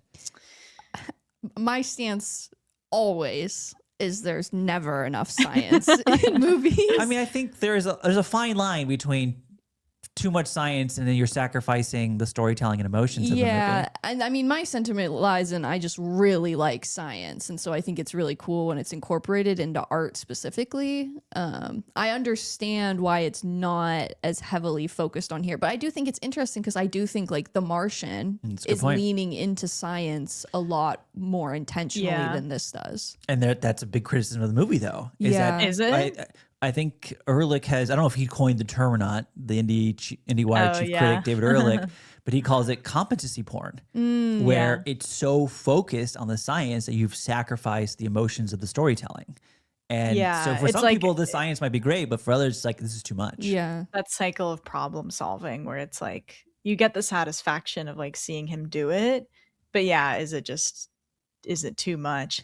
I guess like I was trying to have realistic expectations. Like I did think they would cut out most of like the nitty gritty, especially when you're dealing with already you have to keep track of like these different planets and like Talmiba and astrophage. Like just the concepts alone, I think are hard to communicate to a general audience in a way that they can keep track of and like make sense, because the average person watching these movies isn't like making an effort to like follow everything that's said, even if they're in the theater and not on their phone, you know?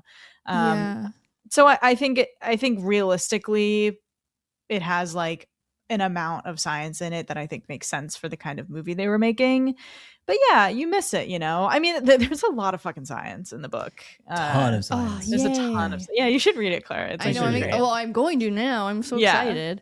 I mean, I think maybe too, The Martian can get away with more science though, because it's like on Mars and we're very familiar with what that would potentially look like on a more broad sense. Whereas this is in like a galaxy we've never heard of, and there's just so much going on that general audiences aren't gonna have a baseline for. And it's about Rocky and Grace. And Martian, he doesn't have shit else to do. He's just like, well, I have to science my way out of this. Dry potatoes. What does he say? I'm going to science the shit out of this or something? Yeah, something like that. Exactly. And it works in that movie. I'm a fan of the science in The Martian. And so there are times in Project Hail Mary, I'm wondering, like, do I want more of the science? I also, it crossed my mind, and this is not to be, I'm not trying to be like insulting at all, but I've had people reach out to me and say, like, love Project Hail Mary. I don't really understand what happened in some moments, but I did love it. That's interesting. And I'm curious if like there had to be a very conscious decision. Like Drew Goddard, I said it earlier, I think he had a major undertaking for adapting the script. And I think he does mostly a very good job. But there has to have been a very conscious decision to ensure that you're making this as simple as possible, which is kind of like the antithesis of the book, which is trying to be as complicated as possible at times. Yeah. But Claira, you felt like you could like track everything that was going on. Yeah, but I mean, I'm watching like science documentaries for fun in my free time. I think you're not the average. I think most people are tracking what's going on. Yeah. But you know, I think if someone's leaving, like, I don't exactly know how the Talmiba worked and how they got out, or you know how astrophage works, or what exactly the science of it. They put it very very succinctly in the movie by calling it toot and scoot. Toot and scoot. Which I don't believe is in the book, but maybe it was. I can't remember. But yeah, one of the big things people were disappointed that was not in here was the Talmiba farms. Like there's a whole, Claira, you would love it. There's a whole entire section where he's breeding the Talmiba to be resistant to nitrogen, and he like builds these things and whatever with Rocky. Yes. And in the book, it's like a line. In the movie, it's like a line, yes. Or sorry, in the movie, it's like a passing line. He's like, I bred it to be nitrogen resistant. It's tough though, because in the book, it's a long section of the book. It's a long section. You just can't. It takes a long time. You can't have it all, and I get that. Like I understand why they do that, but it does explain like why it's so resistant to xenonites. And they kind of just quickly give it one line in the movie. Something else in the movie or in the book they don't mention at all in the movie is they select these people to go on this mission because they're qualified, but also they select these people because they have this strand of DNA or this like modified version of their DNA or this special, I don't know what word they use in the book. Basically, they have this gene in them that when they're in a prolonged coma, it doesn't kill them. Well, that's funny. So in the movie they don't mention it at all, but in the book they emphasize like, oh, we have to find people who are not only specialized, but they also have this gene. So if they're in a long coma, they won't die. Well, then what happened? Why do they die? Well, it's still it's really just about like increasing their chances of success. I understand. And Grace so has the gene. I see. So that's why he's like even more perfect to go because he's qualified and has the gene. Okay. Yeah. But again, these are just small little things in the book that I'm not upset they don't make it into the movies. They'll never be a 1-to-1. No. It shouldn't exist. No, I mean, and that's what we talked about with Wuthering Heights, which is that like adaptations can and maybe should exist, but they shouldn't be a 1-for-1 of their source material, like in any sense.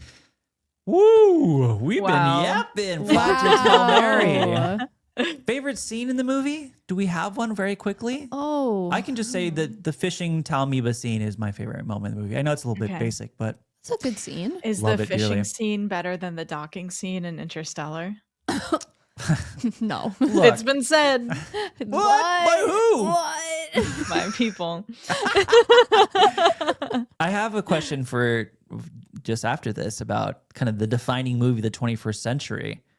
I know people are bringing up comparisons to Interstellar a lot when it comes to Project Hail Mary. I think that's a bit ambitious and very sweet, but I don't think this movie is remotely... I think it's very good, but I don't think it's remotely as good as Interstellar. That's kind of where I sit with it. I think the docking scene in Interstellar is like... Dude, seeing that... what do people say? Peak crazy. Cinema? Peak cinema. That's peak cinema. Peak cinema. Yeah. Defining a sci-fi film. I know. I do think people are getting a little ahead of themselves. I think this movie is sweet and really fun. I don't think it will stand the test of time like Interstellar. I agree. I mean, when you got Dune, when you got the Avatar films, I think Project Hail Mary will end up being more like a what's a good analog for this? Like Gravity? Like it was like a moment. I would not compare or maybe to like The Gravity. Martian. I mean, why not just say it's like The Martian? The Martian. I think that's we more still appropriate. think about The Martian, but we're not like, oh, The Martian is like, it was like it was a defining film of like that era of sci-fi, maybe. Like we think of 2010 sci-fi, like the Martian is like very exemplary of that. Yeah. And I think Project Hail Mary will speak to that too in the future. Here's a list of science fiction movies of the 21st century. Perfect. These are the 45 that were the best according to IndieWire. 45. Okay. Wow. Are we doing this or that? Or We'll what do are we some doing? this or that. Okay. And we can kind of talk about, what do you prefer, but also the staying power of the movie. Yeah. I will go from bottom up. Okay. Well, I won't go through all 45. That's too many. Some are skippable, Let me just read maybe. some of them. Okay. Top 20 This or Dune. Dune. I think Dune is a defining science fiction movie of the 21st century. It's a defining movie. So for sure. Yeah. Generally. This or Arrival. Ooh, Arrival. I would choose Arrival. Mm-hmm. This or Blade Runner 2049. Ooh. Blade Runner. I think I would also pick Blade Runner. I would choose this. Really? Okay. For your personal preference or the staying power element? I think both. Oh, really? That's interesting. I think so. But do you think that lies in you haven't revisited it? Probably. Okay. I guess this is sci-fi, technically. This or Mad Max Fury Road. Oh, wow. Fury Road. God, those are so different. But yeah, Fury Road is, yeah. Come on. I know. I don't want to do the coughing baby hydrogen No. bomb. Fury it Road is kinda still is. underappreciated. Yeah. Fury Road's a masterpiece. Yeah. This or Her. Ooh, that's interesting. 'Cause Honestly, I don't have feelings about Her one way or the other. I don't either. I haven't watched it in a million years. I think that this might end up having more staying power because we talk about Her. It comes up, but not comes up, that sure. much. But Yeah. see, I feel like what comes up more consistently now with Her is the fact that what it's depicting, since it came out in the 2010s, is becoming increasingly our reality. It's become AI like a GF. premonition of what we should expect. Yeah. It's a good point. It's a good point. I would say Project Hail Mary will have more staying power, and I do prefer it. Okay. Clara, what would you choose? Oh, I'm not gonna skip you. no, that's fine. I get it. If I am picking for preference, I'm probably picking Project Hail Mary. Okay. Yeah. Okay. This or Wall-E? Wall-E. Wall-E. Hey, it's a science fiction movie. of the Only 21st one of them's century. in the Criterion collection. Yeah, that's This is true. true. I will choose Wall-E as Okay. well. This or Interstellar? Interstellar. Interstellar. Yeah. Interstellar is kind of a beast of a movie. No, it It's really so is. good. Yeah, That's like a it's titan. It might be the defining movie, science fiction movie of the 21st century. Oh, of course. I think it definitely. It's this or Dune. Yeah. This. one or It's the this. other. Well, what about not Avatar? I think Well, it's Interstellar, Dune, and Avatar. Yeah. The Avatar haters who are yelling at you for no cultural impact. Yeah, they're mad They're about there, that, but they're that's mad. true. Like a lot It of your has favorite cultural shit wouldn't impact, exist everyone. without Really Avatar. does. Yeah, I would say the three defining science fiction movies of the 21st century: Interstellar, Avatar, Dune. Yes. Yeah. Yes. Arrival, I think, is up there, but Fury not Road. quite Yeah. reaching that. Maybe up there. If we're If talking you're a like sci-fi. non-franchise, I think it would be probably Interstellar, Arrival. Oh yeah, so no Annihilation. superhero stuff. Annihilation. I love No, Annihilation. maybe Everything Everywhere. Everything Everyone Wants is a really good Oh. suggestion.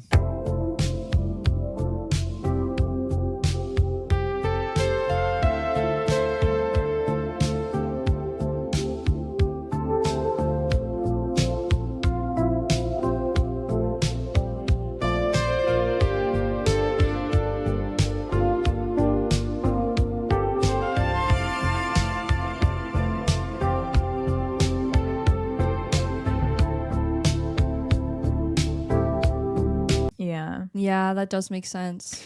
Okay, we'll finish this off real quick. This or Minority Report? I haven't seen it. Sid? Oh. Okay, I like Minority Report so much more. Mm. Do I think as like a sci-fi film though? I do think Project Hail Mary will end up I don't know though. We don't talk about Minority Report all that much, do we? We should be. We should be. We really should be. But yeah, maybe I think there's a good chance for Project Hail Mary to have more staying power. Yeah. Yeah. I think I agree with you completely. Prefer Minority Report, but Project Hail Mary will be more culturally relevant for Okay. longer. That's interesting. Tenet? This or Tenet? Tenet's so fun. I love Tenet. I think it will unfortunately be this. It's Yeah. definitely I think this. so too. Bummer. Shout out Tenet. Shout out Tenet. I ordered my hot sauce an hour ago. It's so good. This or Inception? Oh, I think Inception. I think Inception has stronger staying power. Me I too. think Inception's underrated. If Oh, we're being honest. I kind of think Inception's a little overrated. Oh, really? Awkward. Yeah. It That's does a exist super in that hot weird take. space. I feel like when we it's talk Nolan's filmography, simultaneously. no one brings Yeah. up Inception. They're always like, yeah, They don't Dark really. Knight, Oppie, Mm, Interstellar. No one's Mhm. bringing up Inception. Yeah. I wonder why. Because when you watch it, it rocks. It's so Mm. good. Edge of Tomorrow or Project Hail Mary? Project Hail Mary, I fear. No. I agree. I But mean, yeah, yeah. that's correct, but it shouldn't we be. love Edge of Tomorrow. I here. love It's Edge of so Tomorrow, yeah. good. We're not missing too much more at this point. I'm trying to stick to space right now. Yeah. Sunshine or Project Hail Mary? Ooh, Sunshine. Project I Hail like Mary. Sunshine. Love Sunshine though. Sunshine's still a Uh, little niche. Yeah, it is That's a pretty bummer. niche. Yeah, I know it is a bummer. This one is super niche, but I do think it's better and criminally overlooked, and it's Ad Astra. I did not Oh, like good Ad Astra when I saw it, but shout. I saw that movie when it came out back in whatever year it came Yeah, out. me too. 2019. And I remember thinking, that was kind of mid. No, it's I great. I might like it more now. It's so good. Not Okay. no Gravity. Fuck Gravity, man. I don't think people revisit Gravity, but I think everyone remembers where they were, you know.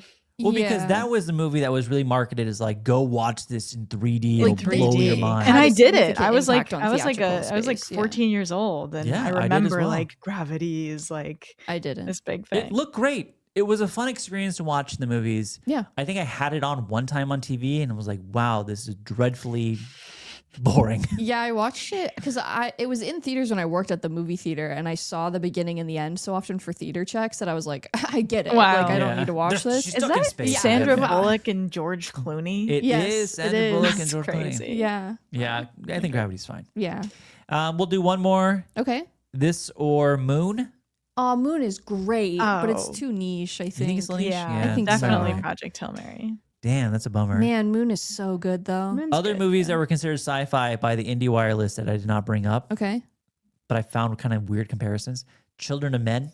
Oh, yeah, that's so Probably different. dystopian. Yeah. but it's the same idea of like humanity is on the brink of. Yeah, and dystopian is a Collapse. subgenre Yeah. of science fiction. Yeah. So, Yeah, that is kind of different though. but it's Children of Men. It's definitely Children of Yeah, Men. definitely. Yeah. That was the number one ranked movie. Oh, really? of the Oh, 21st okay. century, Wow, by the even way. more than Interstellar.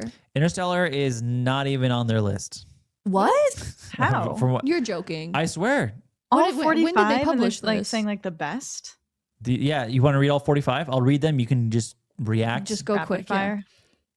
I'll go 1 to 4. I'll go 45 to 1. Okay. Okay. 45, coherent. 44, safety not guaranteed. Okay. 43, source code. 42, idiocracy. 41, tenet. Oh. 40, the endless. 39, Palm Springs. 38, looper. 37, Ad Astra. 36, upstream color. Okay. 35, Minority Report. 34, Midnight Special. 33, Fast Color. 32, High Life. 31, Possessor. 30, Beyond the Black Rainbow. 29, Sunshine. 28, Primer. 27, Moon. 26, 2046. 25, Attack the Block. 24, Snowpiercer. 23, Donnie Darko. 22, Inception. 21, Hard to be a God. 20, Wall-E. 19, The Fountain. 18, World of Tomorrow. 17, Paprika. 16, Edge of Tomorrow. 15, Dawn of the Planet of the Apes. 14, Annihilation. 13, Arrival. 12, District 9. 11, Dune. 10, Ex Machina. 8, Artificial Intelligence AI. Oh wow. Oh, no, I read that. 9, AI, Artificial Intelligence. 8, Her. Okay. 7, Blade Runner 2049. 6, After Yang. 5, Oh, wow. Mad Max Fury Road. 4, The Host. 3, Under the Skin. 2, Eternal Sunshine of the Spotless Mind. 1, Children of Men. That's Ooh. an insane ranking. Wow. No That's Interstellar fucking here. crazy. Is I that mean, like was that like Interstellar- the collaborative ranking? I don't remember, and I don't remember what year this list was made. Okay. I think about a year and a half ago, maybe 2 years now.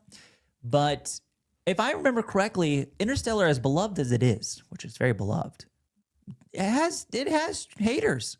It There are does. people, I mean, Nolan It does. gets criticized a lot for his lack of skill in writing female characters, and that's Yeah. very present, I think, in Interstellar. We don't have to talk Interstellar right now, but you know, But it's love We have that a man, whole but that's episode on relevant. we have a whole episode on Interstellar. We do. Yeah, we do. Yeah. Anyways, love it. Didn't make the list. This is not our list. That was IndieWire's Yeah. list, by the way. That was not my list. Actually, one you shouted out during that actually would be a good comparison too, I think, is High Life. That's interesting. Oh, High Life Yeah, is that's interesting. what I High was yeah. Life thinking, is an like- appropriate comparison, I think. Oh, really? Because it's just like it's Robert Pattinson alone in a space station after Right. everyone else is gone, and he finds a baby, and so it's like kind of that same idea of like having to learn how to take care of and communicate with someone like in a totally Right. different space than you. It's very, very different, though. Very different, yeah, Don't go into extremely- watching High No. Life Yeah, thinking it's Project totally. Hail Mary No, at just all. same. Casually recommending a Claire Denis film to everyone. Oh my god. Very different vibes completely. yes, very Isn't different. there vibe. also one called Life where something like Oh, gets that was out? That's the- Jake Gyllenhaal. and That- Ryan Ooh, Reynolds. that's a Yeah. rough It's an movie. alien Is it? ripoff. Not It's not good. very good. It's like a Oh, major God. alien ripoff. Uh-oh. Okay, this question stemmed from my favorite scene of the movie, which was the Talmiba collection scene. And Yeah. then Sid said, does it compare to the Interstellar docking scene? Oh yeah, and then we didn't name our favorite scenes. Correct. So the answer Okay. is no, it does not compare to the Interstellar Okay. docking scene. The Interstellar scene is better. Okay. Also, Sunshine has a great docking scene as well. Yeah, it does. Mhm, yeah, it does. Lives Yeah. in the shadow of the Interstellar scene, but also very good. Mm. Clara, favorite scene? I think I really enjoy the flashback scene, like as they're trying to figure out how to use the astrophage for fuel, Mm. and it's like Ryan Gosling and Lionel Boyce who's playing that Carl. that like security guy. No, Steve. Steve, what's his name? Steve. Wait, I'm looking. It's no, not. It's think it- Carl. no, it says Officer Steve Hatch. Wait, yeah, who's in the Carl? movie he's Steve. I don't know a Carl. Maybe he's Carl in the book. I they thought could've just Lionel changed his Boyce name. was really lovely. I thought in he was this so film. lovely. I Yeah, like he's their great. back and forth. It's gonna bother me. There's no Carls in the movie. I don't know, not that I'm seeing. Well, fuck me. I don't know who I'm thinking about. Who's Carl right Carl? now. Who the fuck is Carl then? Yes, sorry to it's okay. distract from the point. I really like that scene. And obviously that's also one of the scenes that's really leaning into the science. And so like I'm enjoying it for that especially, I think. But I think those scenes are really fun and they just really get you into the headspace for the rest of the movie. I agree. Great scene. Good one. Thank you. I love when he's like, "We're going to be fathers." Yeah. Yeah.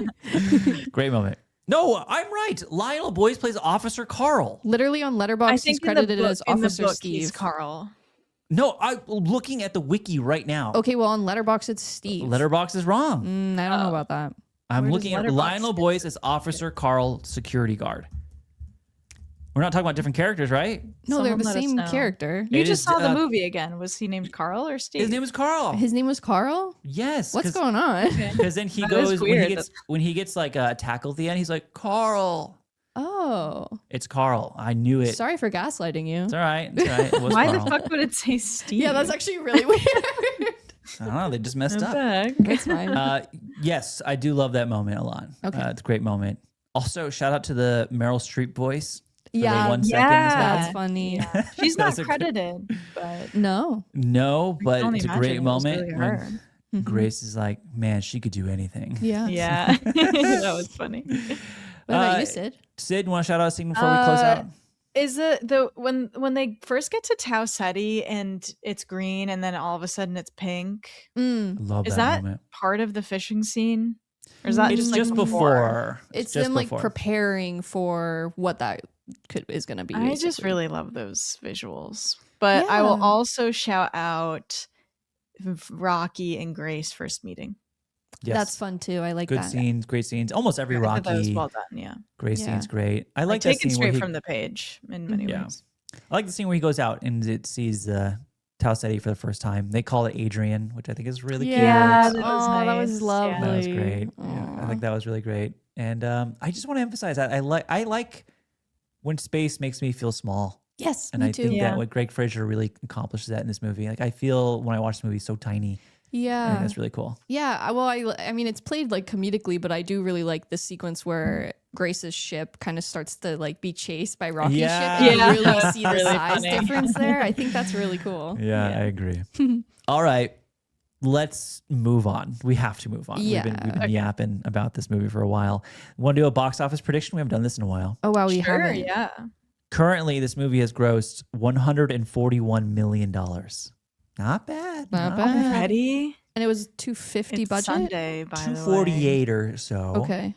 So we don't have a huge run of big movies that will be taking this movie's space in a couple weeks. Yes. What? Super Mario. I mean, that's in like what, 3 weeks still? Mm, does That's Super Mario the come out? defining Next sci-fi weekend. Next film. week already? or is it next week? No, because that's with the drama. No, it's the weekend No. after next The week. so weekend 2 after, weeks. 2 So weeks. it has 2 weeks to breathe in the theater Okay. before Mario takes over the world. Mario will Yeah. make $1 billion, by the way. Yeah, well, So with that said, 141. What do we think this movie's making at the end of its theatrical run? I will lock in. It'll make 375. damn, that's a good Oh. number. I like feel that you're number. Lowballing. Yeah, I think so too. But hopefully I'm wrong Hmm. in the way that it goes up. I am looking up Interstellar before re-release.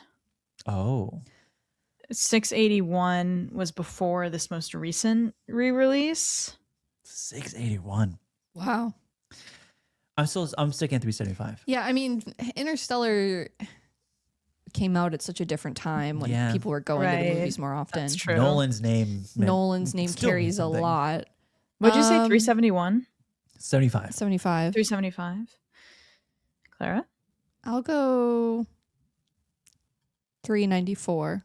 Okay. Ooh, I like that. Sid. I'll go 485. Whoa. Whoa. Believing in movies. Will All this right. do well internationally? Is That's the big question, I think. We'll see. We shall see. I think we should also say just really quick Okay. what our favorite Lord and Miller movie is. Oh, that they Oh, directed good or point. just- Directed. or- Let's just do directed to okay. make it easy They and haven't quick. directed that many movies. No, they have not. No. People like to assume they have. because Yeah. their name's attached to like Spider-Verse and stuff. Yep. But they didn't direct the Spider-Verse movies. No, they just wrote and produced. Okay. If we're just talking movies they directed, this is Mm-hmm. my favorite movie they've done. Really? No, that's a lie. Really? I was gonna say I would have thought you'd I'm a pick like 22 21 Jump Street yeah. guy. yeah. You are, yeah. I Yeah. love 22 Jump Street. Is 22 better than 21? I think it is. Ooh. I kind of I watched 21 on the plane recently. It was very funny, but 22 just has some like all-timer moments to Yeah. me. So I'm going 22 Jump Street. It's like a tie with Project Hail Mary. Okay. Cool. The only ones you get to choose from are Cloudy with a Chance of Meatballs, 21 Jump Street, Lego Movie, 22 Jump Street, and this, Yep. Project Hail Mary. Easy You're not picks. picking the Lego movie? No. Well, you said that kind of dismissively. Well, Yeah, I thought you loved I like it. No, I Yeah. like it. I like the it. Lego movie I too. The just Lego don't like- Batman is people like that better. Oh, I for like that one a sure. lot Yeah, more. that's way Yeah. better. What would you choose, Sid? I might say I haven't seen the Lego movie in many years. Maybe I'd say 22 Jump Street or Project Hail Mary. Okay. Clara? I'm controversially gonna say that Cloudy with a Chance of Meatballs is their best movie. Wow. You think? Yeah, I think so. I remember seeing The that when movie's it came fine. out. It's funny. It's so funny. It is funny. Bill Hader's the voice in that, I think. Yes, He's he very is. Oh, funny. wow. Yeah. Movie It's a great. funny so movie. funny. I remember that movie. It's Great. very scientific. It is. It is. Yeah. Okay. Let us know your favorite Phil Lord and Chris Miller movie, everyone. Yeah. Yeah, wow. All right. Okay, done for real. Letterbox score, final score. Sid.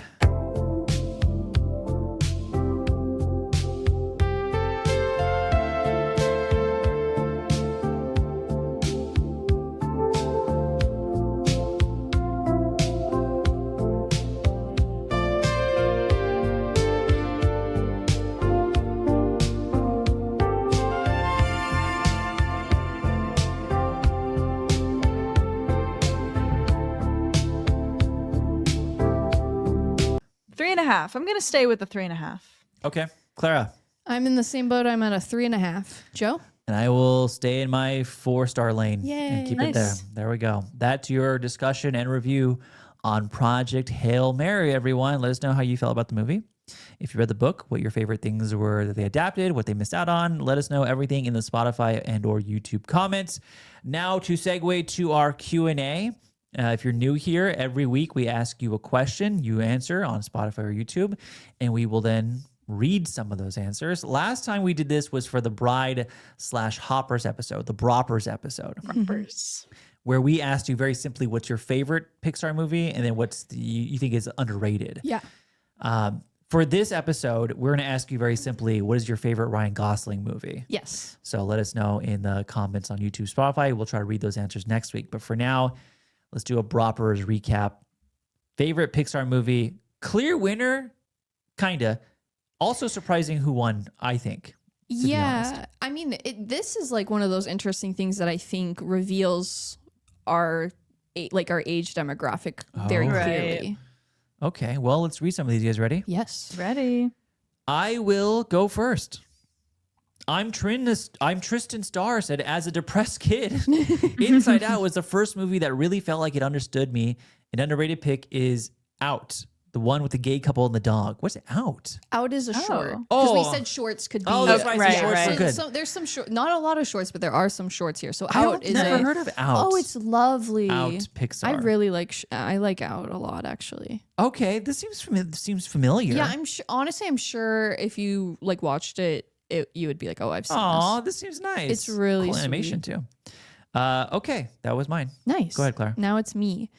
Sophia Caron says, "A Bug's Life for both. Class consciousness was ingrained in me as a child. Me too." Yeah, I love Bugs Life. It's a good one. Yay. So good. Connor Novak says, favorite is Incredibles. Underrated is Call Me By Your Luca. That's a good That was a one. funny one. That's a good one. All right. Let's see here. Mr. McSkidude. Actually, probably Mr. McSkidude. Probably. Not Skidoo. No, probably not Skidoo. Mr. McSkidude said, my favorite Pixar movie is WALL-E. Came out on the day I was born. Jesus Christ. Whoa. Wow. I love it so much. Such a vibe. An underrated Pixar movie would be The Good Dinosaur. Oh, Spoiler alert. His dad dying made me cry as a kid. Part's sad. yeah, that is sad. Sure. Alyssa Blair G says favorite is Coco, most underrated is Onward. I like those Oh. picks. Onward, Overrated or underrated? underrated. Okay. Sorry. Underrated is Onward. That's a good pick for underrated. Yeah. Summer W says fave Monsters Inc. underrated Monsters University. I rest my case. Oh, big Monsters Inc. fan over there. All right. I hope you're excited for Monsters Inc. 3. Let's see. Hale said, Wall-E is by far my favorite. The ecological commentary becomes more and more relevant every year.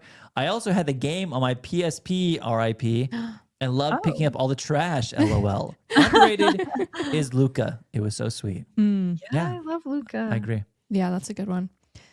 Toon Talk says favorite Pixars are Ratatouille and Wall-E. I think Turning Red and A Bug's Life deserve more love, but something I will always say is good is Toy Story 4. Yes, it's the weakest of the Toy Story films, but a lot of the time I'm shocked with how much people refuse to engage with what that film is or what it's doing for Woody. And I feel like that's part of why it's hated so much. Let's see if 5 is interesting. I didn't hate the trailer. Wow. I feel exactly the same way in that it's good. Yeah. And I agree it's having an interesting conversation with Woody. Yeah. Someone with Sporky. It's Sporky. He's in that He's one. not a spork. Is he? I think he's just fork. It's just forky. Isn't he also in the third one, not the fourth one? No, he's in the fourth one, not the third one. Oh, dang. Yeah, Yeah, it's he just is just Forky. Forky. He's forky, But not he's literally sporky. a sport. But he is but I think it's the joke of like he's made by a little girl and she doesn't know what a spork is, so she's named Isn't him he? Forky. No, he's Forky. actually a fork. No, I'm looking at a picture of him right you now. think I don't know what he There's looks like? Literally, if you look up Forky Toy Story, one of the first images you see is him Oh, he holding is a spork. fork and a spoon, and he's Yeah. very clearly both. But his name is Forky. His name is Forky, Right. and I think that's the joke is He kids got don't know split what dioptered. sporks are. Oh yeah, he did. Someone made fun of us because we were calling him Sporky, but his name is Forky. Well, but he should be he named should be named Sporky. Sporky. Yeah. He's Sporky to me. Yeah. I had something similar. Congo says, my favorites are Toy Story 3 and Ratatouille. We'll never forget those final 10 minutes of Toy Story 3. Underrated is hands down Toy Story 4. Maybe it didn't need to exist, but Woody's arc is beautiful and it's arguably the funniest out of them all. No. No, well, okay, well, sure. Oh, I don't think it's the funniest of them all. That's for sure. what is the funniest? Toy Story 2 or Yeah, 1. Yeah. I think it's Toy Story 1 where one of my favorite lines in all of Toy Story was when Woody's looking for his hat and then he turns and the shark is wearing it. Yes. He's going, howdy. It's funny. That is Funny very movie. funny. That's a good one. Let's see. Kat says, first of all, I want to say I loved Hoppers. Had a blast watching it. It's one of my favorites. My favorite Pixar of all time, Turning Red. Generational trauma and silly girl shenanigans. It's so me. An underrated Pixar film, I think, is Bug's Life. It's one of the early movies, but holds a lot of weight as a film. Love that. I agree, I'm Kat. loving all I the agree. Bugs Life shouts. Kalia Hart says, my favorite Pixar project has got to be Ratatouille, and I think Brave is very underrated. Oh, first I agree. shout out. Brave. Brave is There underrated. are a couple ones, yeah. A couple brave ones. Mhm. Tyler Adams, number 27, says an underrated one is Lightyear. I saw it in theaters and absolutely loved it. Turns out to be everyone's most hated, but shout out to Lightyear, rah. Yeah, I'm I hate happy yeah, Lightyear. sorry. I'm happy for you, man. I can't Sorry for you. agree, but that's great. Yeah. Yeah. Let's see. Sign O the Fish or Signo the Fish. I think it's Sino the Fish. Sino the Fish said, Finding Nemo, likely movie for you to pick, will forever have my heart as my favorite Pixar movie. As an animal guy and somebody loves road trip movies and traveling movie in Pixar's prime, great movie. Underrated for me is Elemental, simply because it's a great depiction of being in an interracial relationship at times. Yeah, Elemental was lovely. I think Elemental is a very was. lovely movie. Yeah. And Solid a child movie. of immigrants. Yes. Yes. I like the Yeah. immigrant story in that movie a lot. I do too. Me too. Let's see. So Phillips says, Hoppers. I'd take a bullet for George. Good Dinosaur deserves more love. That's our Wow. one and only Hoppers is my favorite Pixar movie. no, shout out. no boy. recency bias No from recency everyone. bias, which I was actually kind of surprised You gotta by. admit, Me too. I don't know who the fuck George is right now. George is the king beaver. Oh, okay, he's the king. Yeah. Okay, yeah. Come on. Well, that's telling to its relevance in my brain. Let's see. M. Kernut says. Excuse me? You do what now? Gonna have to take it up with them. Take me to Favorite, dinner first. favorite Toy Story Mr. Lightbeer kills me to this day. The most underrated, Elemental. Oh, Elemental yay. shout. that's a good Very one. yeah. nice. Ariella said favorite is Coco for the culture and because Mama Coco reminds me so much of my great grandma. Oh, that's so sweet. Switching gears to underrated is 100% A Bug's Life. Who ordered the poo poo platter is top tier writing. Yes. Classic. Got those I numbers. see a meme a lot on Instagram of like the peak comedy of my childhood is when he said that. Yeah. Who ordered the poo poo platter? It's so funny. Oh, I love that movie. Gabby Jay-Z says Jerry's Game was always my favorite short. Chess reminds me of my childhood and my grandpa. That's lovely. That's very nice. I love Just that. made me think of Gerald's Game for a sec. Very different movie. different vibe. Not my favorite Pixar movie, that's for sure. Original Bad said, Inside Out 1 is the best, but Soul is the most beautiful. Both are Pixar at its most resonant. Yeah. Mm, I love that. Glad Soul got a shout out. yeah. Let's see. Sanchez Ohalvo said, I watched all Pixar movies in 2025, left Turning Red for last, and it leapfrogged Wall-E for gold on the last stretch. Holy Elio moly. and Onward are quite underrated. Mm, Okay, yeah. You're right. Elio Elio is was cute. underrated. yeah. Elio is very lovely. Chloe Johnson 26 says, I love the Cars franchise, and Cars 2 is criminally they said overrated, but I think they meant underrated. Oh, no, they mean overrated. Yeah. No.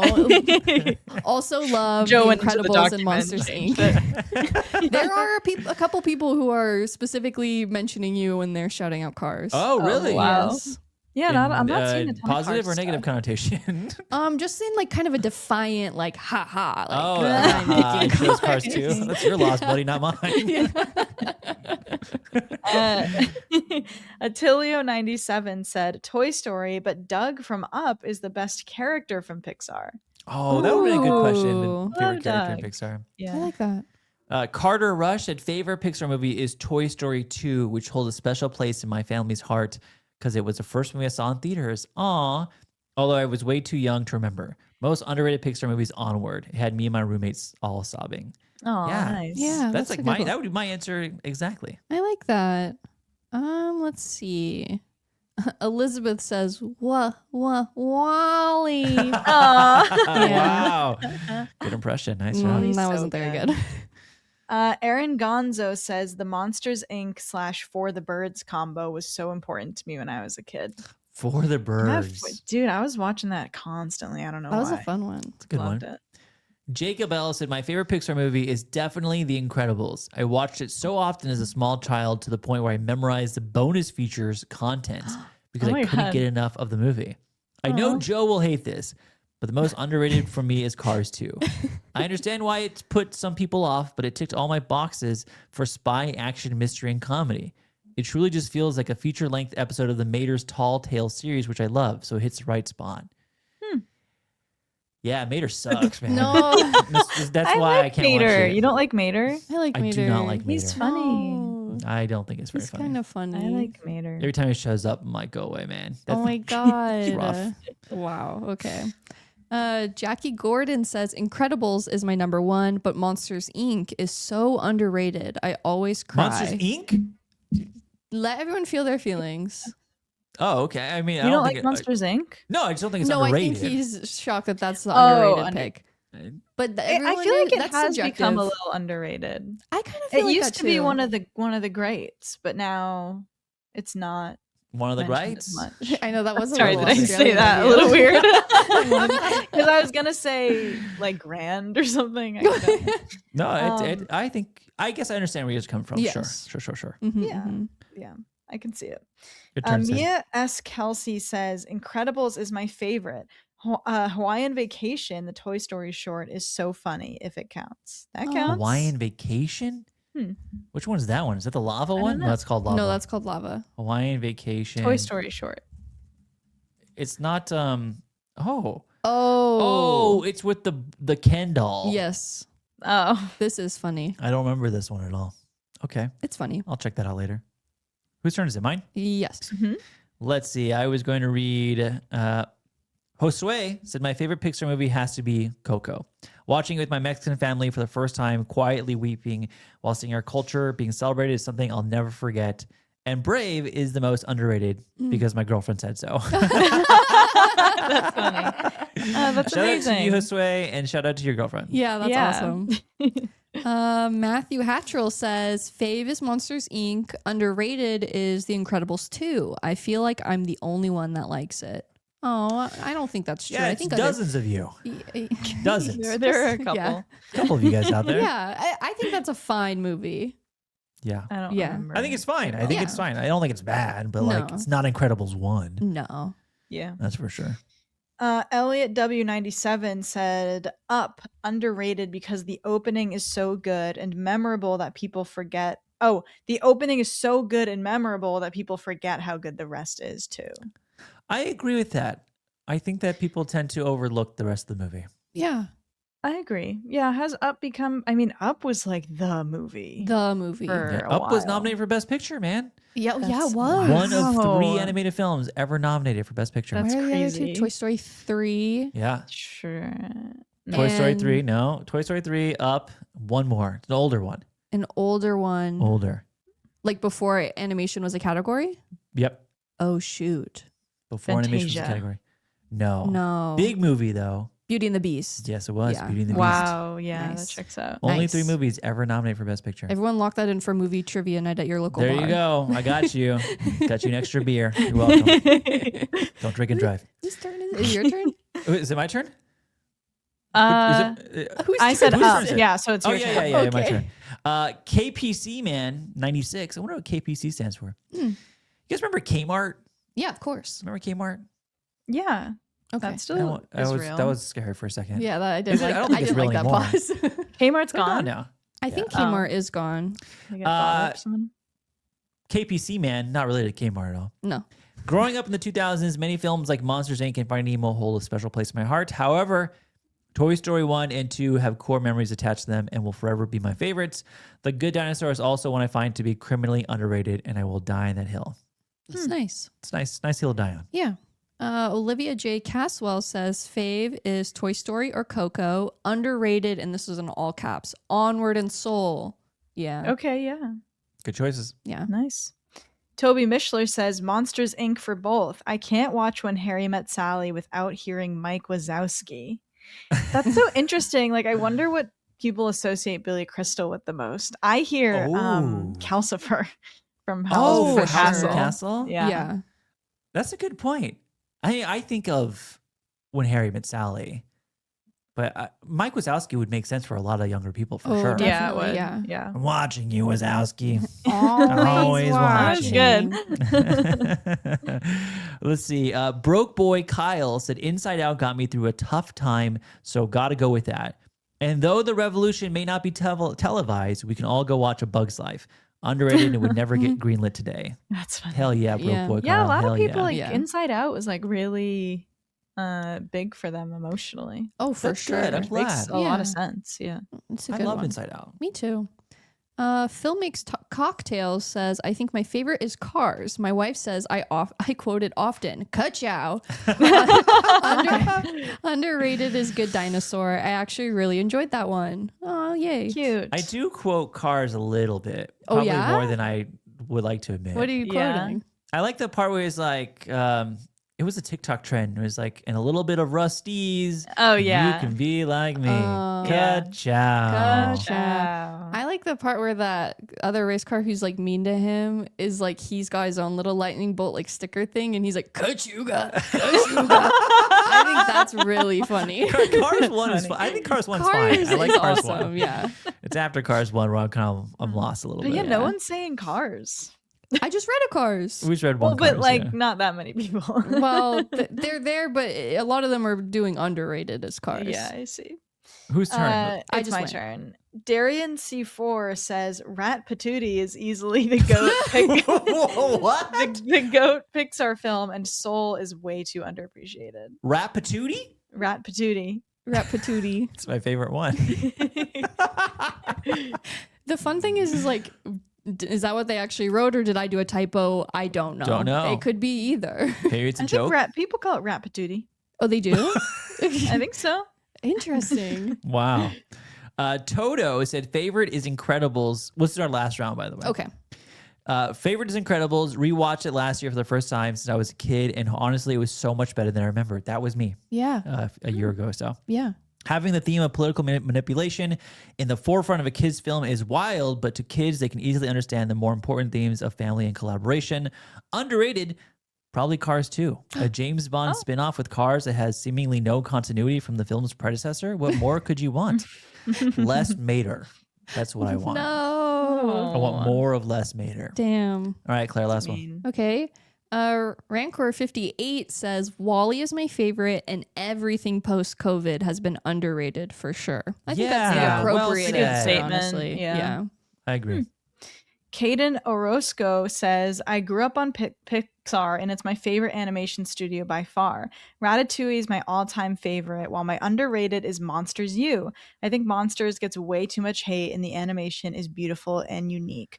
Bonus, Bao made me cry a lot. in a Oh, positive way. Bao. Oh, Bao. I love good That was Bao. great. That was Very great. Yeah. That will have to conclude our Q&A section. Thank you so much to everyone who submitted some answers. The winner, the movie with the most mentions, was Incredibles, 38 mentions. For favorite. Wow. For your favorite Pixar film, followed very closely by Ratatouille at 35, Coco 34, Wall-E, Monsters Inc., Toy Story 2, Finding Nemo, Toy Story 1, Up, and Soul all were mentioned the most. And that's it. Remember Wait, next... read No, the underrated do chart. underrated. Oh, underrated? Oh, sorry. Yeah. Underrated, the most mentioned was Luca, 36, then Turning Red, Soul, Bugs Life, Onward, Brave, Monsters U, Elemental, Elio, and Cars. Yeah. That's your most Wow. underrated ones. All right, that officially concludes the Q&A segment, and we'll conclude our episode today on Project Hail Mary. Fun, long conversation. Remember, next week's Q&A, your favorite Gosling performance, let us know. And that's it, man. Wow. That's the end. Next week on the pod, we'll have a recap of March is what we're doing. It'll be Ready or Not 2, South by Southwest recap. Yeah. We'll kind of combine like our festival coverage with a March recap. Exactly. So we'll recap the movies we watched in March. You guys big reminders of him fans? I watched it. I almost went and watched it yesterday, and then I thought, what if I played Pokemon Pocopia instead? That's a better option. We'll talk everything, not everything, but most things that come out of March. And then, yeah, South by Southwest coverage as well. And then April is upon us. We'll have the calendar out next week, I believe, or late next week we'll have it ready. next So week. Yeah. you can see what's on the schedule for April. A lot of fun stuff. So that is the end of the episode. Everyone, thank you so much for listening. Have a wonderful day, night, weekend, and we'll see you guys next time. Goodbye, listeners. Bye-bye.